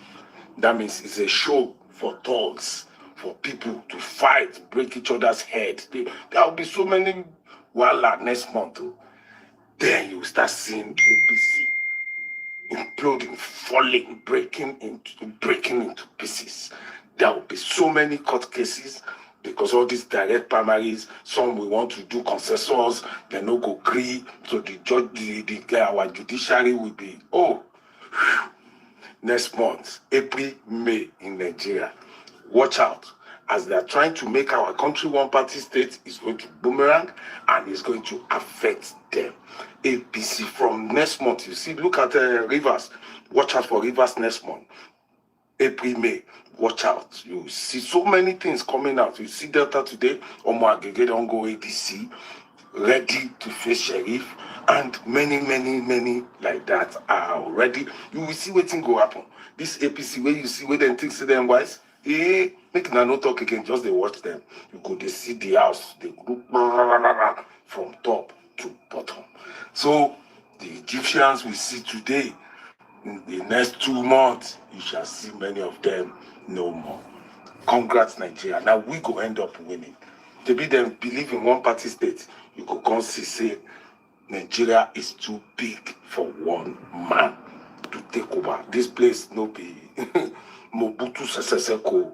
This one and Nigerians. So next month, are you ready for the primaries? Oh yeah, now make we see. Eh? Okay now. Okay now. They don't remove the preparation video. I wanted you guys to see the prepare. I showed it yesterday. If you want to see it, it's on my channel. They removed the preparation video where Buala was preparing to meet Mehdi Hassan, right? They removed it. Shame. Buala is ashamed. Just in shock as alleged kidnap kingpin. Okay, no, this is not the story. Let's move forward. Very long day.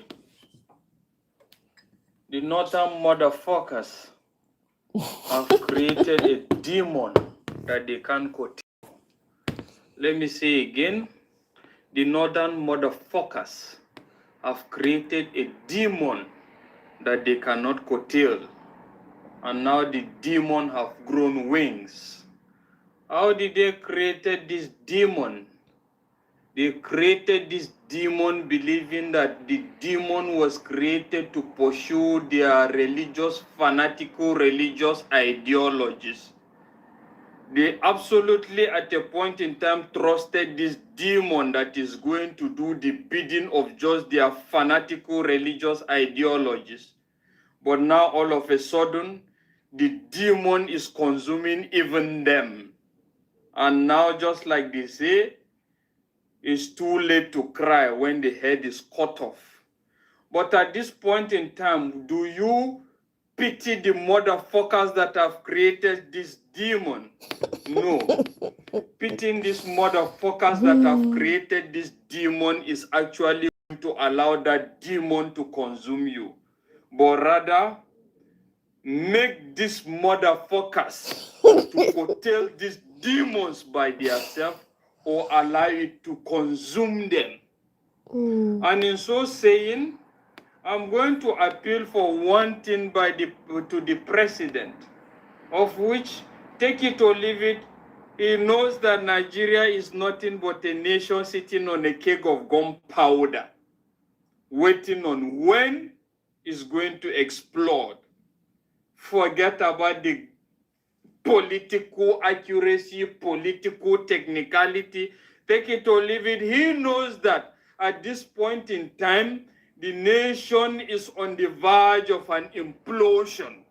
If he can tell himself and tell everybody the truth, there is no political magic, there is no intervention that he will do to mitigate all these evils happening. But the only appeal I have to tell him is the fact that before everybody goes a separate way or before we go for regionalism, let the regionalism be arrived at on the basis of referendum. That is to say, we cannot dwell on the existing geopolitical allocations, but rather people should come to a negotiation and sit on the table to decide where they should go and where they should not go. If you like, keep lying to yourself, but you know that this thing I'm saying is the truth. Bam. And there is nothing that can be done to mitigate this evil. It's already set. And nothing can be done to reverse this apart from the fact that the corn at this point in time need to be separated from the chaff. That's right. And that is the reality. That's right. Well said, though, Simon K. You really did try. But it was saying not today. Maybe they don't find and hunt the poor boy down. They're not fit. They're not fit hunt and down. Very fearless, so Esther, very fearless. The world. Nigeria, the fifth most deadliest country in the world. You can't defend this government without looking stupid. Watch this. At the camp, that enclave, where they gather. Are you okay with having the Americans bomb Nigerian people's homes? I'm not aware of that one. You're not aware of Moroniki Saka, who said, I began to scream for help. I had to crawl my way out of the room. The missile tore through her apartment building, according to the Washington Post.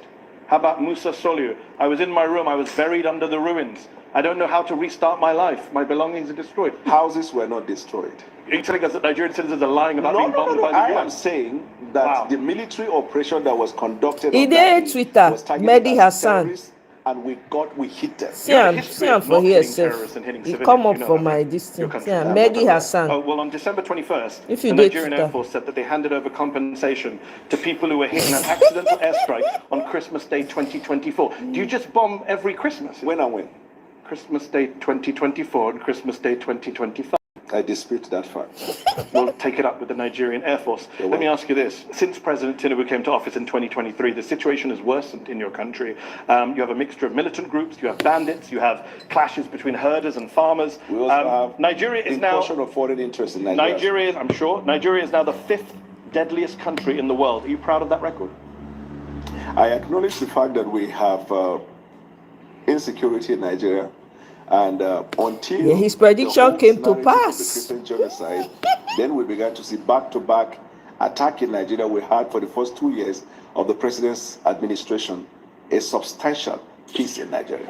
Actually, the number of deaths went up on the president's watch after this incident of a Christian genocide. And by the way, when did that begin? There is no country of the world today that is free from insecurity. No, there are parts of London here. That's why you can't go in the evening. That's okay, but we're not bombing London to root out militant training camps. You have had so many of the bombing on behalf of the United Kingdom by the United States. Since you're making rather spurious comparisons. No, the context 11,000 people were killed in conflict in Nigeria in 2025. That is up from 8,700 in 2023. That is a 26% increase in the number of Nigerians killed since your party and your president came to office.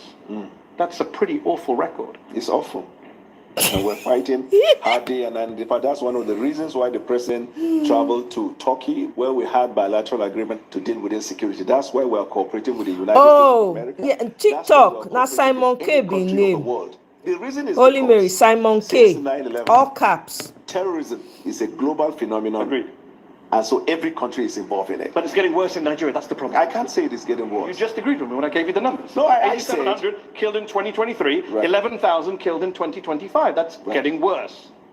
How many people were killed in the United States last year? In conflict-related violence? Probably. So this is not a conflict. This is an act of terrorism. Okay. So how many people were killed in the United States in terrorism? It wasn't 11,000. This is part of what Donald Trump many years ago in his first term classified the Western media as what? Fake news. The reason is because context matters. This is not Western media. You are well aware. It's not Western media. Yes, I understand. But this is the Armed Conflict Location and Event Data, ACLED, the most respected group that counts conflict-related violence around the world. Let me ask you, where there is a terrorist attack, I could also give you another source. Conflict?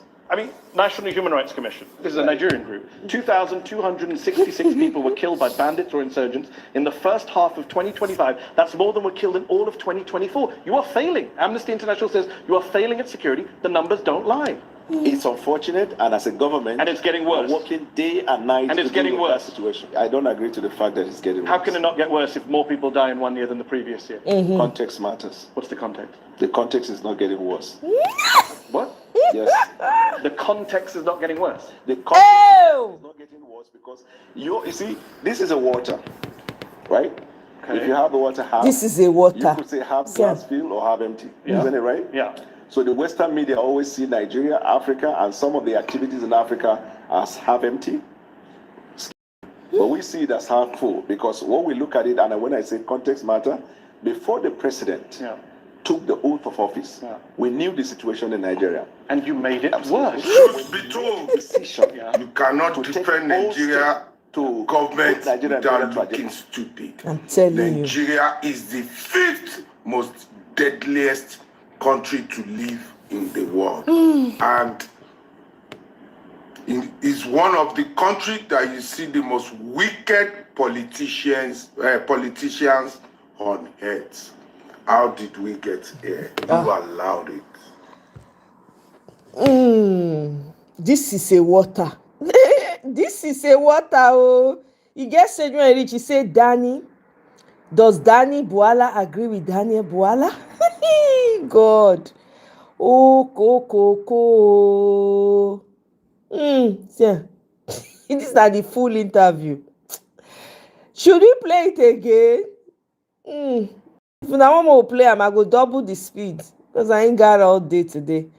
Make we waka pass until una respond. Una listen to this video. We are here to ensure that justice is done, whatever what we take. I have experienced many instances where people are accused of plotting a coup that they never plotted. Since my days in the university, when in 1992, some people were alleged to have committed these grievous offenses. Following that was 1995. We know what happened under Obasanjo when even Mustafa in detention was accused of plotting a coup because they said they found him buying a stinger. None of these things turned out to be true, but this country has lost too many lives. Yes. Sorry. This is a child, by the way, who hasn't seen his father. He's only 2 months old. Hasn't seen the father who's been detained for 5 months. This guy deserves to have his father back, and you can see his distress too. And we shouldn't live in a country where anything under a democratic society is done in secrecy. Even if it is true that these men committed these offenses, they have a right to be given an open, transparent, and fair trial in an open courtroom. You must therefore allow their families to visit with them and allow lawyers to prepare for their trial. That is how it is done all over the world. An allegation of a coup plot does not translate to guilt. That's our position. And we have done this in the past, and we are very sure that a transparent and open trial might reveal otherwise. And that is why the government of Bola Tinubu should not be afraid to make this open to all. So we are giving them an ultimatum to let these individuals that have been arrested, 120 of them, be allowed to visit with their families, allowed to see their lawyers, and be presented for trial if there are genuine allegations against them. What we have gathered from their families, as we've spoken to so many of them, is that there's no evidence anywhere, just some high-level officials who are trying to buy the loyalty of the president and creating fair, what we call fair factor. That's how they control people in power, and claiming that this guy is committed an offense of treason. And I'll say lastly, I'm not a stranger to the offense of treason, because under Buhari as a civilian, I was accused of trying to overthrow Buhari with my bare hands, trying to overthrow him by posting on social media. So I've seen these ridiculous charges before, and I know how government operates. We are asking that without delay, only 2 options are available to the government. Release these men, if there's any women around with them, and apologize to them, or present them for trial with immediate effect. Thank you very much. Yeah, exactly. He did. I like the way he roped in Reno. Absolutely. Let's take another. Foremost, Tinubu never created a militia. Tinubu is one of the foremost politicians in Nigerian history. Tinubu and his people created a militia. Who said those words, Daniel? Tinubu has helped in strengthening democracy in Nigeria. Tinubu and his people created a militia, Daniel. Who said those words? Tinubu brought in leadership skills into governance. Tinubu and his people created a militia. Who said those words? Tinubu and his people never created the militias. So what do you say they did on January 22nd, 2023? I never said that. The candidate of all progressive Congress, Asiwaju Bola Ahmed Tinubu, and his people created a militia. This is the first time in the history of Nigeria we are seeing a political party creating a militant arm leading to election. Does he have a militia that tried to kill you? He doesn't have. I never said he tried to kill me. I myself have received threats from him and his camp. Your words. I never said that. There is also this threat to life, and I can tell you that because I myself have received threats from Asiwaju and his camp. You said it was so corrupt, the 2023 election, Tinubu's win. You said that you couldn't eat food for 3 days. I never said that. Where? And legitimate complaints were raised all over Nigeria. That part is what threw me off balance. In fact, I became so sick. For the past 3 days, I found it very hard eating food. Tinubu is not just super rich. It's what he does with his wealth. In 2019, 2 armored money trucks, bullion vans, were seen going into his house, coming out of his house. Where did that money go? No. Point. Did you see the money? Or those who reported, did they see money inside the bullion van? Was there no money in the bullion vans? How am I to know? You said it was money in the vans at the time. I never 2023, February. But there is only one person in Nigeria who is alleged to have moved money through bullion vans, and that person is on their ballot as the presidential candidate. On the eve of the presidential elections, 2 cash-laden bullion vans, your words, were seen on the premises, which was ostensibly for vote buying. Your words, January 22nd, 2023. Have you just disowned everything you've said in order to work for this president? I'm coming. What you just said now, I want to put it on record on my own honor. That's not what I said. Hey! God, I've never seen anything like this. Nigeria. Ha! We don't go revive this in Nigeria. Nigeria no go better. When any politician, when we say that we no go revive this in Nigeria, Nigeria no go better. When they busy, they thief our money, they loot our money. Earth go open, swallow them. He said. Remember, when they busy, they oppress us, they thief our money. God go punish them. He said. Any leader, when be politician, honorable, they busy, they thief our money, they busy, they swallow our money, they busy, they remove our money. Earth go open. He said. Children go carry cost. He said. God go punish you. He said. Go go well with honor. He said. That's if they die 2 times. You know, since I carry death for pocket, they will come. And I don't know. Thunder fire on Nigeria, one are going to deceive us. And I don't see how Dubai they see how other countries they to revive Nigeria and give us the best. When we get all mineral resources we get, and I don't think give us. Make we keep quiet. It's very easy to beat small people of 1 year or 6 months, tell them make it no cry. It is a day easy. If they beat a dollar to police and make it no cry, how is it possible? How is it possible? And I don't bring IG now. IG where they always declare me wanted. Now that one. My masses, the masses, my fans, that time when they declare me wanted. That CP, that commissioner, now be the correct IG now. They don't put on to declare as Abuja wanted, or to set as Abuja up, or to frame me up. But I don't win them for court. I sue them, win them. They owe me, police they owe me, they never pay me. They owe me. And the law court don't tell them, say, no near me. But you know that they disobey rule of law. They disobey rule of law. Now they do. But for not, they don't disobey rule of law. For we are Fulani dead, they disobey rule of law. God will judge all of them. As an official that wants to scatter Nigeria, won't destroy Nigeria, God will judge all. Exactly. No, I agree. But if anyway I hear people they pray bad prayer, I go they say it's said to them. Benue. This is Baber. Remember the American guy in Benue? Says, Benue governor, where are you? As a priest, why do you allow your flock to be slaughtered in the night? There is no neutrality. You are fighting terrorism, or you're a part of it. I don't want to play them. I don't know that graphic. I don't want to play them. Not graphic content, but you get the gist. Okay?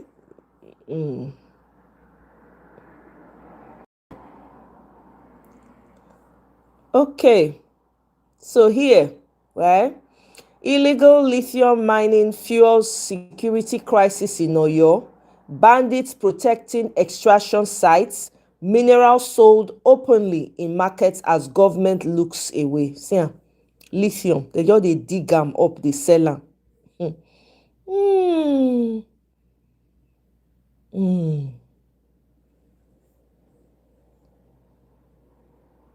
Let nobody deceive us. And there is no money to take care of the security of our country. Let nobody deceive us. That there is no money to abolish poverty in our country. As we are gathered here, the Senate has been presented with a report by a firm of auditors that the sum of 210 trillion naira. You hear me? 210 trillion naira has been criminally diverted. Yes, by the Nigerian National Petroleum Corporation Limited. That report must not be. That report must not be. We therefore demand the immediate recovery of the money, so that money is paid into the Federation account to take care of the immediate problems confronting our people. Comrades and friends. Yes, sir. Yes, sir. Whereas the federal government claimed that subsidy has been removed, we are now being told again that trillions of naira have been gobbled by fuel subsidy. Another point, just the last figure from them. We're not manufacturing figures, we're taking these figures from them. It has now been disclosed again that 17.1 trillion has been spent on fuel subsidy and maintenance of pipelines. All our people all over the country are aggrieved over the state of insecurity in our country. Worsening insecurity are out today to demonstrate our resolve to pressure the government to take care of our security and welfare, because it is stated in the bourgeois constitution of Nigeria that the welfare and security of the people shall be the primary purpose of government. Yes. So this is not a matter that requires foreign invasion of our country. We kicked against, in 1962, Nigerian youths fought against the Anglo-Nigerian Defense Pact. Since then, we have resisted any attempt by France and the United States of America to have military bases in Nigeria. This time around, we are telling the whole world that the government of Nigeria being pressurized to take care of our people. Nigeria has done it in other countries. Nigeria has gone to Liberia, Sierra Leone, and other places to restore law and order. Therefore, we have the human and natural resources to protect the life and property of every person living in Nigeria. We also want to show today that enough is enough. That enough is enough. As we move to 2026, we do not want to hear of cases of kidnapping, of banditry, of terrorism in our country. We are demanding today the immediate arrest and prosecution of the 400 terrorism financiers that were arrested by the Buhari administration in 2021. The federal government has refused to try them. We are demanding for their immediate arrest and prosecution. Second, you want to make the point that without addressing physical and social insecurity, you cannot solve the problem of physical insecurity. Do you understand me? I need to read something for you guys because I'm going to wrap this up really soon. This person, Shai Ishaya, he says he's even the one that kept referring to Boala. He's even the one that kept reposting the clips here and drawing people's attention to it. This wasn't a head-to-head, it was a head-to-chopping block. And he carried the axe there. God, I beg you. Most people think Boala is sharing these clips because he's clueless. They are wrong. This isn't a lack of self-awareness. It's a public blood oath. He's showing the presidency and party faithful that he's willing to be scorched alive in the town square if it means proving his loyalty. Look at me, guys. Even against the big bad Western media. Al Jazeera is not Western media. Okay, I digress. I will burn myself on the stake of embarrassment and ridicule to defend this mandate. The most striking part, Mehdi Hassan wasn't even his usual combative self. He sounded disappointed. It felt like he eventually dropped his journalistic sword because there was nothing left to cut. You can't debate someone who denies the very ground they stand on. He couldn't believe what he was seeing in real time. For 50 minutes, him and his audience got a front row seat to the psychological exhaustion the Nigerian people endure daily. Omo. Apt. Apt. Eh? Hey. Mhm. Let's take another one. See this chairman. Definitely. That's why you have a president that is economically See the reliable dumb. to put the economy in the right trajectory. God, This is the I first beg time you. you see people rushing to come and invest in Nigeria Wow. because of the key economic reshaping surgery that is taking place in Nigeria. So, Nigeria, definitely. That's why you have a president that is Oh, Salwa, these people ought to hide their faces in you see as in face be. Eh? Dear fellow Nigerians, I know we are very busy and a lot of things are taking our time and our attention. But if you can, I would appeal that you give the next 3, 4, 5 minutes to watching this video I'm about to show to you. It's a daily trust expository on the current happenings around our budgeting system, accountability, transparency, and the previous Appropriation Act of 2024-2025 and how it has been implemented, executed, and funded. So much questions that the government needs to answer, but we are not aware, and these guys are deliberately pushing us away from asking these questions. Trust me, if you watch this video enough and you sit back, it will change the entirety of your mentality and where we must focus on the appropriate things as we move on into a very important dispensation of this country. Again, next few minutes, watch it, and please, watch it.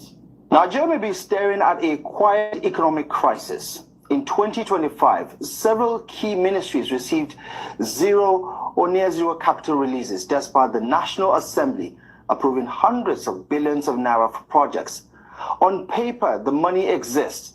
In reality, however, it never arrived, and the gap between approval and release could slow growth, stall infrastructure, and weaken public services.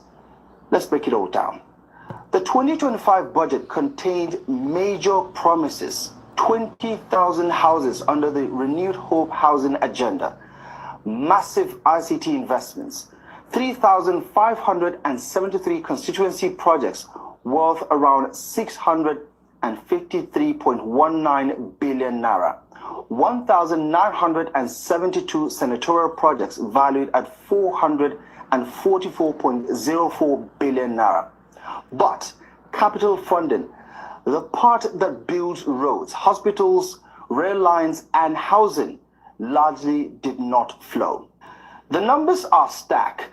The Ministry of Health and Social Welfare received just 36 million naira out of 218 billion naira approved for capital projects.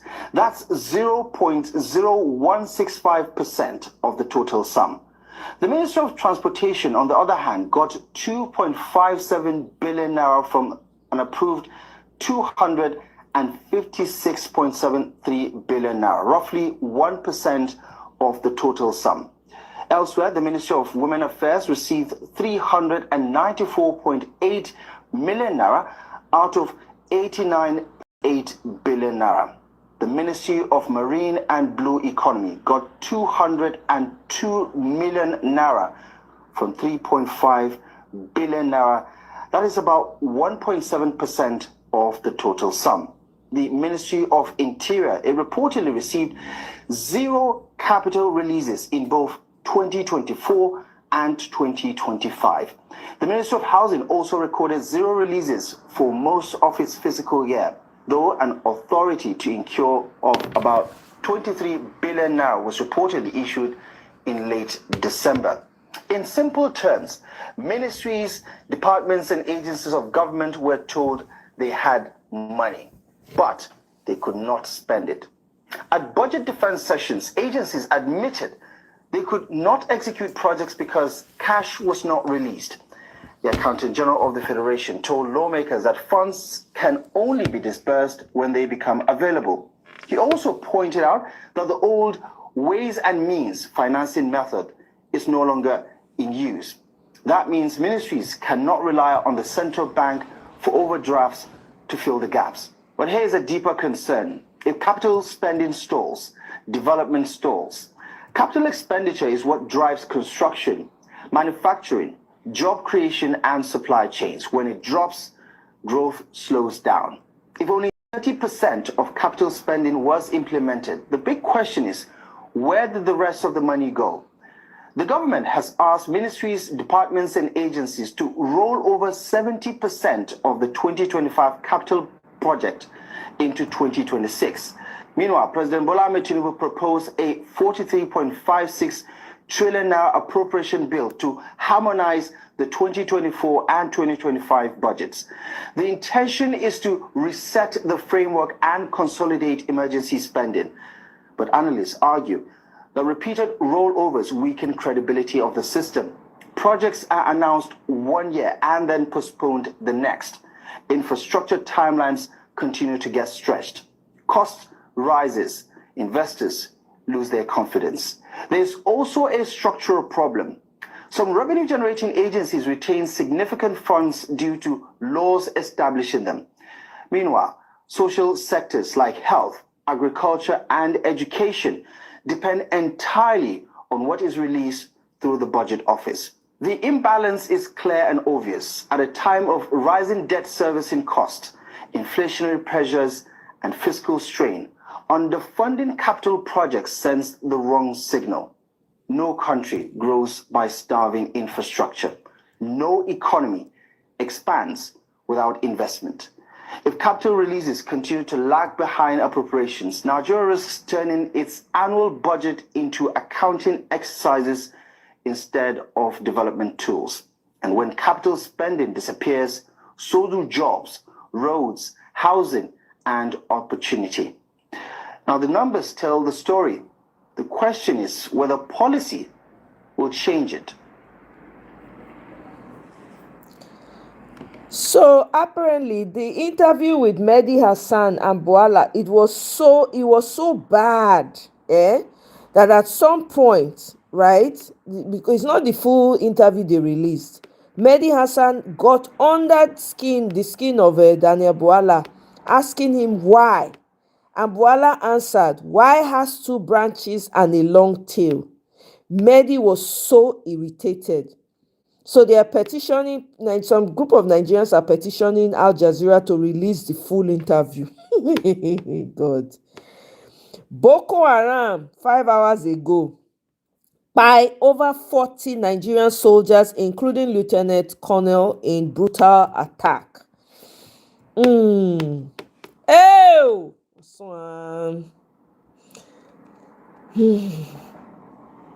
Okay. Yeah. Dono has written an article in the Vanguard newspaper, Sweet and Sour, when truth and logic are defiled by ethnic emotions. Okay. Okay, so they talk about what city for Abuja. This is a government blocked former Rivers State Governor Rotimi Amechi from accessing his ward in Ubima, Ikwere local government area while he was heading for an ADC revalidation exercise. His convoy was intercepted along the route. Okay, now be this commotion where you see so.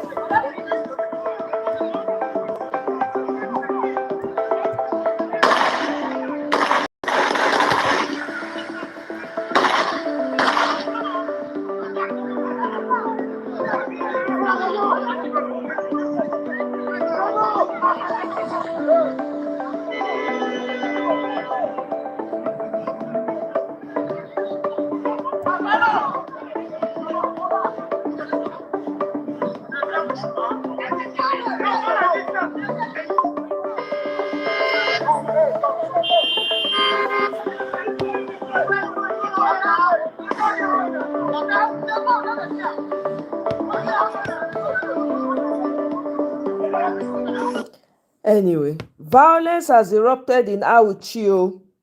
The youth of Auchi have gone to burn down the homes and shops in Hausa quarters because there's mounting anger over persistent kidnapping incidents. It remains small. Ew! It remains small, yeah. Oh. Okay.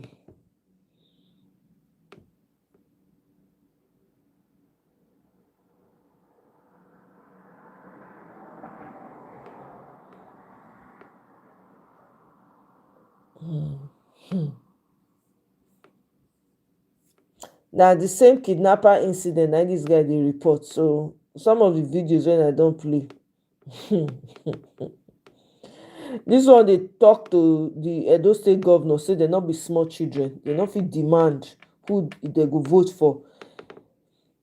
Mr. Speaker, bandits abduct or kpai people in Futwa every single day. Yet, if a civilian kpais a bandit, it takes a year before he's released from state CID.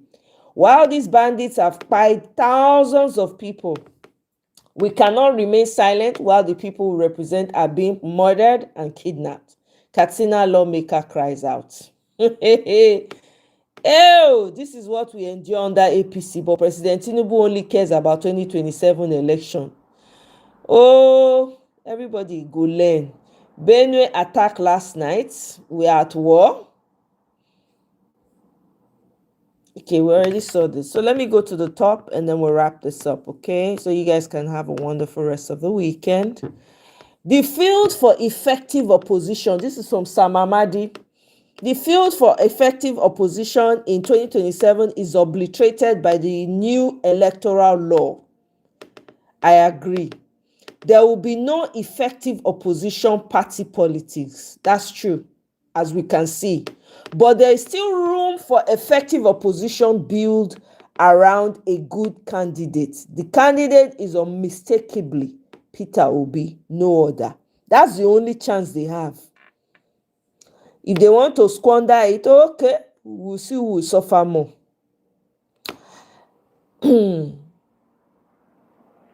Okay, so Peter Obi has picked up his ADC membership card in his ward in Agulu, Anambra State. Officially, he don't pick them up. Okay?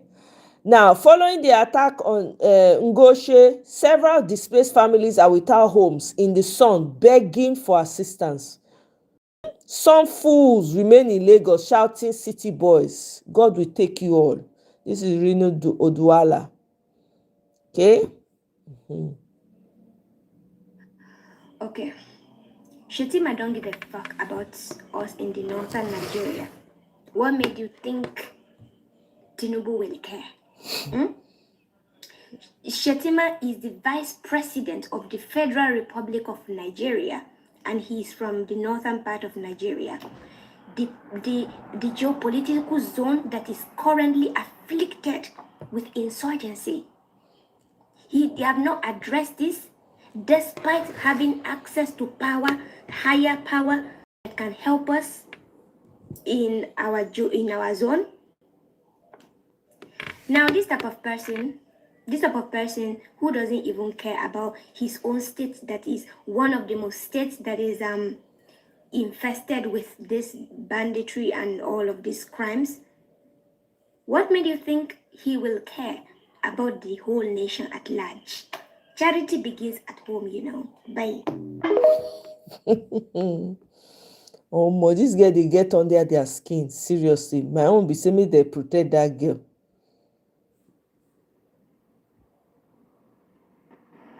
I live in the world 5th most deadliest country in the world. The 5th most. Imagine the whole world. And my country now the 5th most deadliest country in the world. See what with the chop. Indomie noodles. You see the world 5th deadliest country in the world. So if you can survive in this part of the world, you can survive anywhere. Because it's the number 5 of the most dangerous. This guy is not alright. And they now have the most wicked politicians in the world. That their venom is like cobra. Their venom. The bad boys of this world, the bad politician. Nigeria is the most deadliest country in the whole world. That's where we live. These noodles na poison. Now only God can save us. Poison. Our schools are so ugly, but our churches are so nice. Our mosques are so nice, but our schools are very ugly. How can we have the best churches, the best mosque in your school? That's why it's one of number 5 deadliest in the world. Are you happy with your condition? You can change it.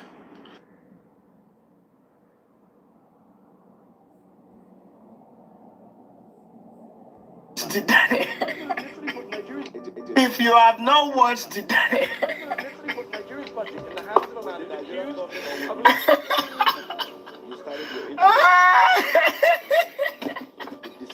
oh my God!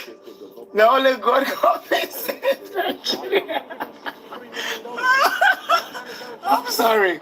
I'm sorry. I'm so sorry. Oh my God.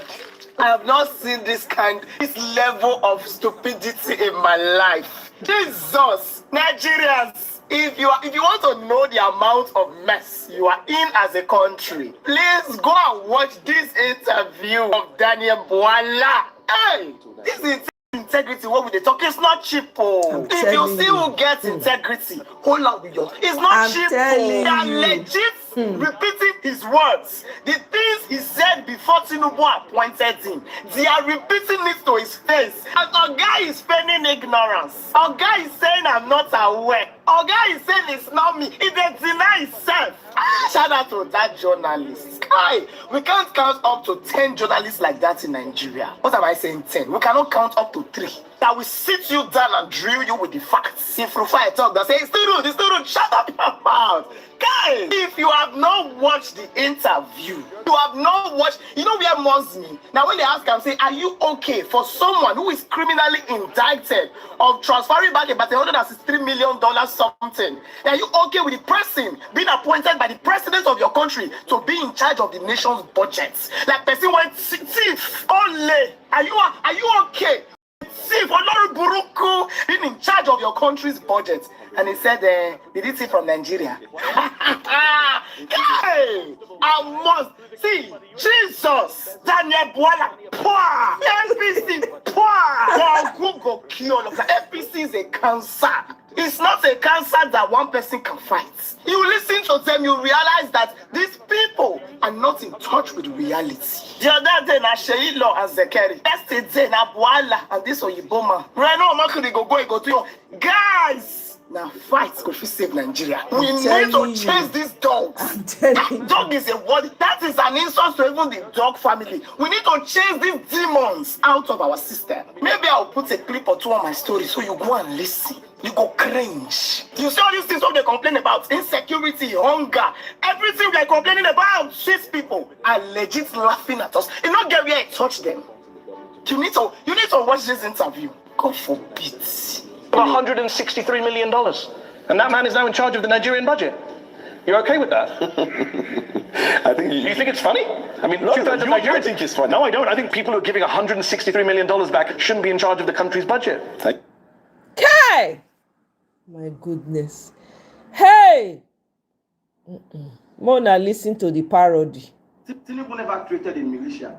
Tinubu is Nigeria's most foremost politician in Nigeria's history. Listen, Tinubu and his people created a militia. Who said those words, Daniel? Tinubu is somebody that is sharing rice and bado to the Nigerian citizens because the Nigerians are hungry. Tinubu and his people created a militia. Who said those words, Daniel? Tinubu's son is giving out millions for philanthropy. I'll ask for the third time. Tinubu and his people created a militia. Who said those words, Daniel? I never said that. I never said that. And did you say he did it January 22nd, 2023? Me? January 2023? I never said that. I never said that. Tinubu is somebody that he looks at the Bola country. Tinubu and his people created a militia. This is the first time in the history of Nigeria we're seeing a political party creating a militant arm. Does he have a militia that tried to kill you? No, Tinubu cannot. Tinubu is people oriented. Tinubu is somebody that I myself received threat from him and his camp. Your words? My words? No, I never said that. Watch yourself. I myself have received threats from Asiwaju and his camp. I never said that. You said it was so corrupt. The 2023 election, Tinubu win. Tinubu win. Tinubu election was so free and fair. Democracy. You said it was so corrupt, the 2023 election. I said. No, I never said that. Daniel Buala, why are you sweating? I'm not sweating. No, why are you sweating? I'm not sweating. Is it a crime to support the government? Is it a crime? Is it a crime to support Rufai? What's Rufai? You said you couldn't eat food for 3 days. Me? Yes, you said so. Me, I said I couldn't. You said you couldn't eat food for 3 days. Watch yourself. Don't show me my 3 days I found it very hard eating food. I never said that. You are so sad. I never said that. The bullion van went into Tinubu's. Did you see the money in the bullion van? What are you saying? Did you see the money in the bullion van? Do you see the money in the bullion van? Tinubu said. Watch yourself. Hey! Watch yourself. Rufai. What's Rufai? I'm not Rufai. Remove that mask. I'm not Rufai. Remove that mask. What's Rufai? Rufai is in Nigeria. Yes. I ran away from it to Al Jazeera. I'm not Rufai. You are Rufai. Is in Arise. I'm in Al Jazeera. Bro, what's bro? Rufai, remove that mask. Tinubu said, listen to me. You said that. Listen to me. You said the election was rigged in 2023. I never said that. In 2023, you couldn't eat food for 3 days. You want to remove food from my mouth? What's that? That time I could not eat for 3 days. Why can't you remove food your government? Why are you sweating? I'm not sweating. You're sweating. Am I sweating? You, Rufai, remove that mask. It's funny. Meanwhile, in Kwara State, Kwara APC members storm chairman's residence, protest imposition of candidates in party congress. The person when he talk say APC go explode from within, he no lie. So, that they protest APC against APC. Oh, so they not like the imposition, but they like it when they impose on other people.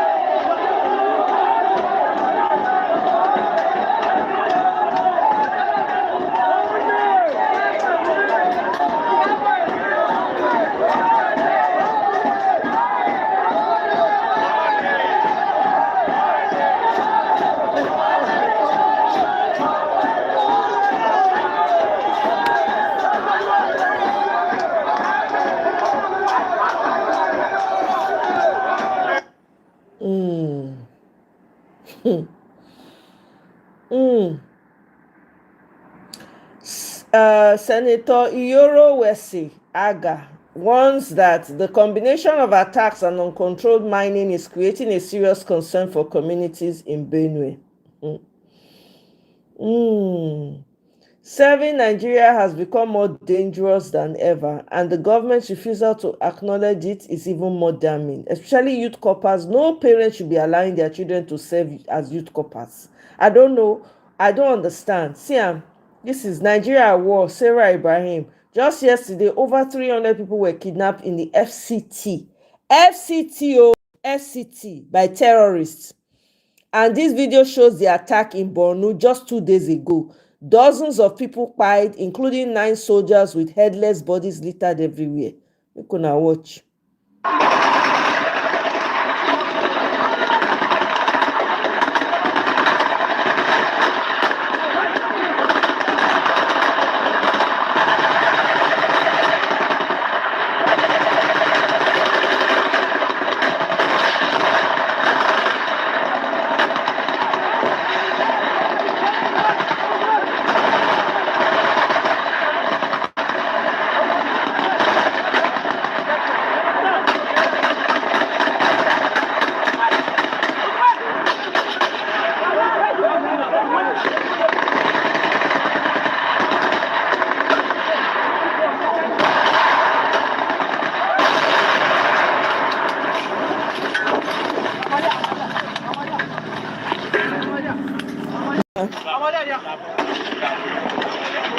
You see him?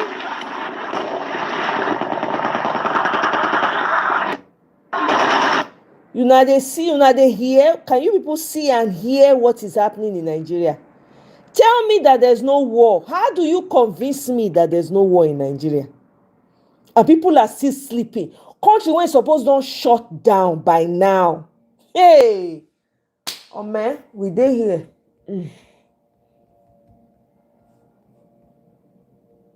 Except for living under the rock in Nigeria, then you must have not watched any clips of the humiliating ritual that happened to Daniel Bwala, one of the spokesmen to the most, I dare say, useless president in the history of Nigeria, where he went to embarrass himself in the UK. And that is why I'm not even going to be bothering you guys by playing any of the clips, right? But I want us to look at this holistically from a very different angle. From the conversations I'm seeing, people dragging him. You know, Nigerians, when such things trend, we always try to find the fun part out of it and make hilarious gestures. Nobody can hide the fact that Bola Tinubu's government has been an abject failure. And the embarrassment they get in the international media is one of those things that I've always wanted, I've always pushed the opposition to do. Go out and play at the international space. You don't play local politics with Tinubu. Tinubu is a local champion. You can't beat him in the local scene. Take it to the international waters where you expose him. Because in the international waters, facts over emotions, facts over propaganda, facts over lies. That's how it's operated. They will read you data upon data upon data. And that's what I've been expecting from the opposition for so long, right? So, this is not about the opposition right now. I want us as Nigerians to understand that this is actually an indictment to the Nigerian media. This is actually a total indictment showing that we have the most useless media in the world. I'm telling you. Virtually at the count of my fingers, count how many journalists that we have in Nigeria. If I call Rufai, and I don't even know what to call anymore. Yep. Journalism should be an art whereby before you bring somebody to your, probably, what's that other guy that does the night show on Arise also? I've forgotten his name, the guy on the big side. There are very few that you can count and say stand out. Apart from maybe Oji. Yes, the Arise morning cruise. And don't bring in Ruben Abati here, please. You can count how many journalists in Nigeria understand what real journalism is all about. That journalism is about holding truth in respect of whose ox is God. Journalism is meant to be about speaking for the oppressed in the society, asking pertinent questions, not hobnobbing with politicians, and ask them cherry questions like we see in Nigerian media, holding press briefings with a drunkard all the way from Port Harcourt. Hey, Willie. Anyway, now here I go leave am. I go leave am here, oh my people. It's been real. Thank you very much. We move onwards and forward. Una enjoy the rest of una day. I go see you now on my next one. Nigeria matter not the end. Esther, thank you very much. Oh, Emmanuel, thank you for the super chat. Oh, I appreciate. Thank you so much. I really appreciate. Guy Walele, nice to see you. Kene was here temporarily. Kola was here too. Kola, thank you very much. Everyone that showed up, oh, now well done. Thank you very much. Holy Mary, thank you. Iceman, thank you very much. I appreciate too. Nelly was a while. Thank you very much, all of you. Now well done. Mr. Obiboeze Raymond, thank you. Enjoy the rest of your weekend, and I'll see you guys on my next one. Bye.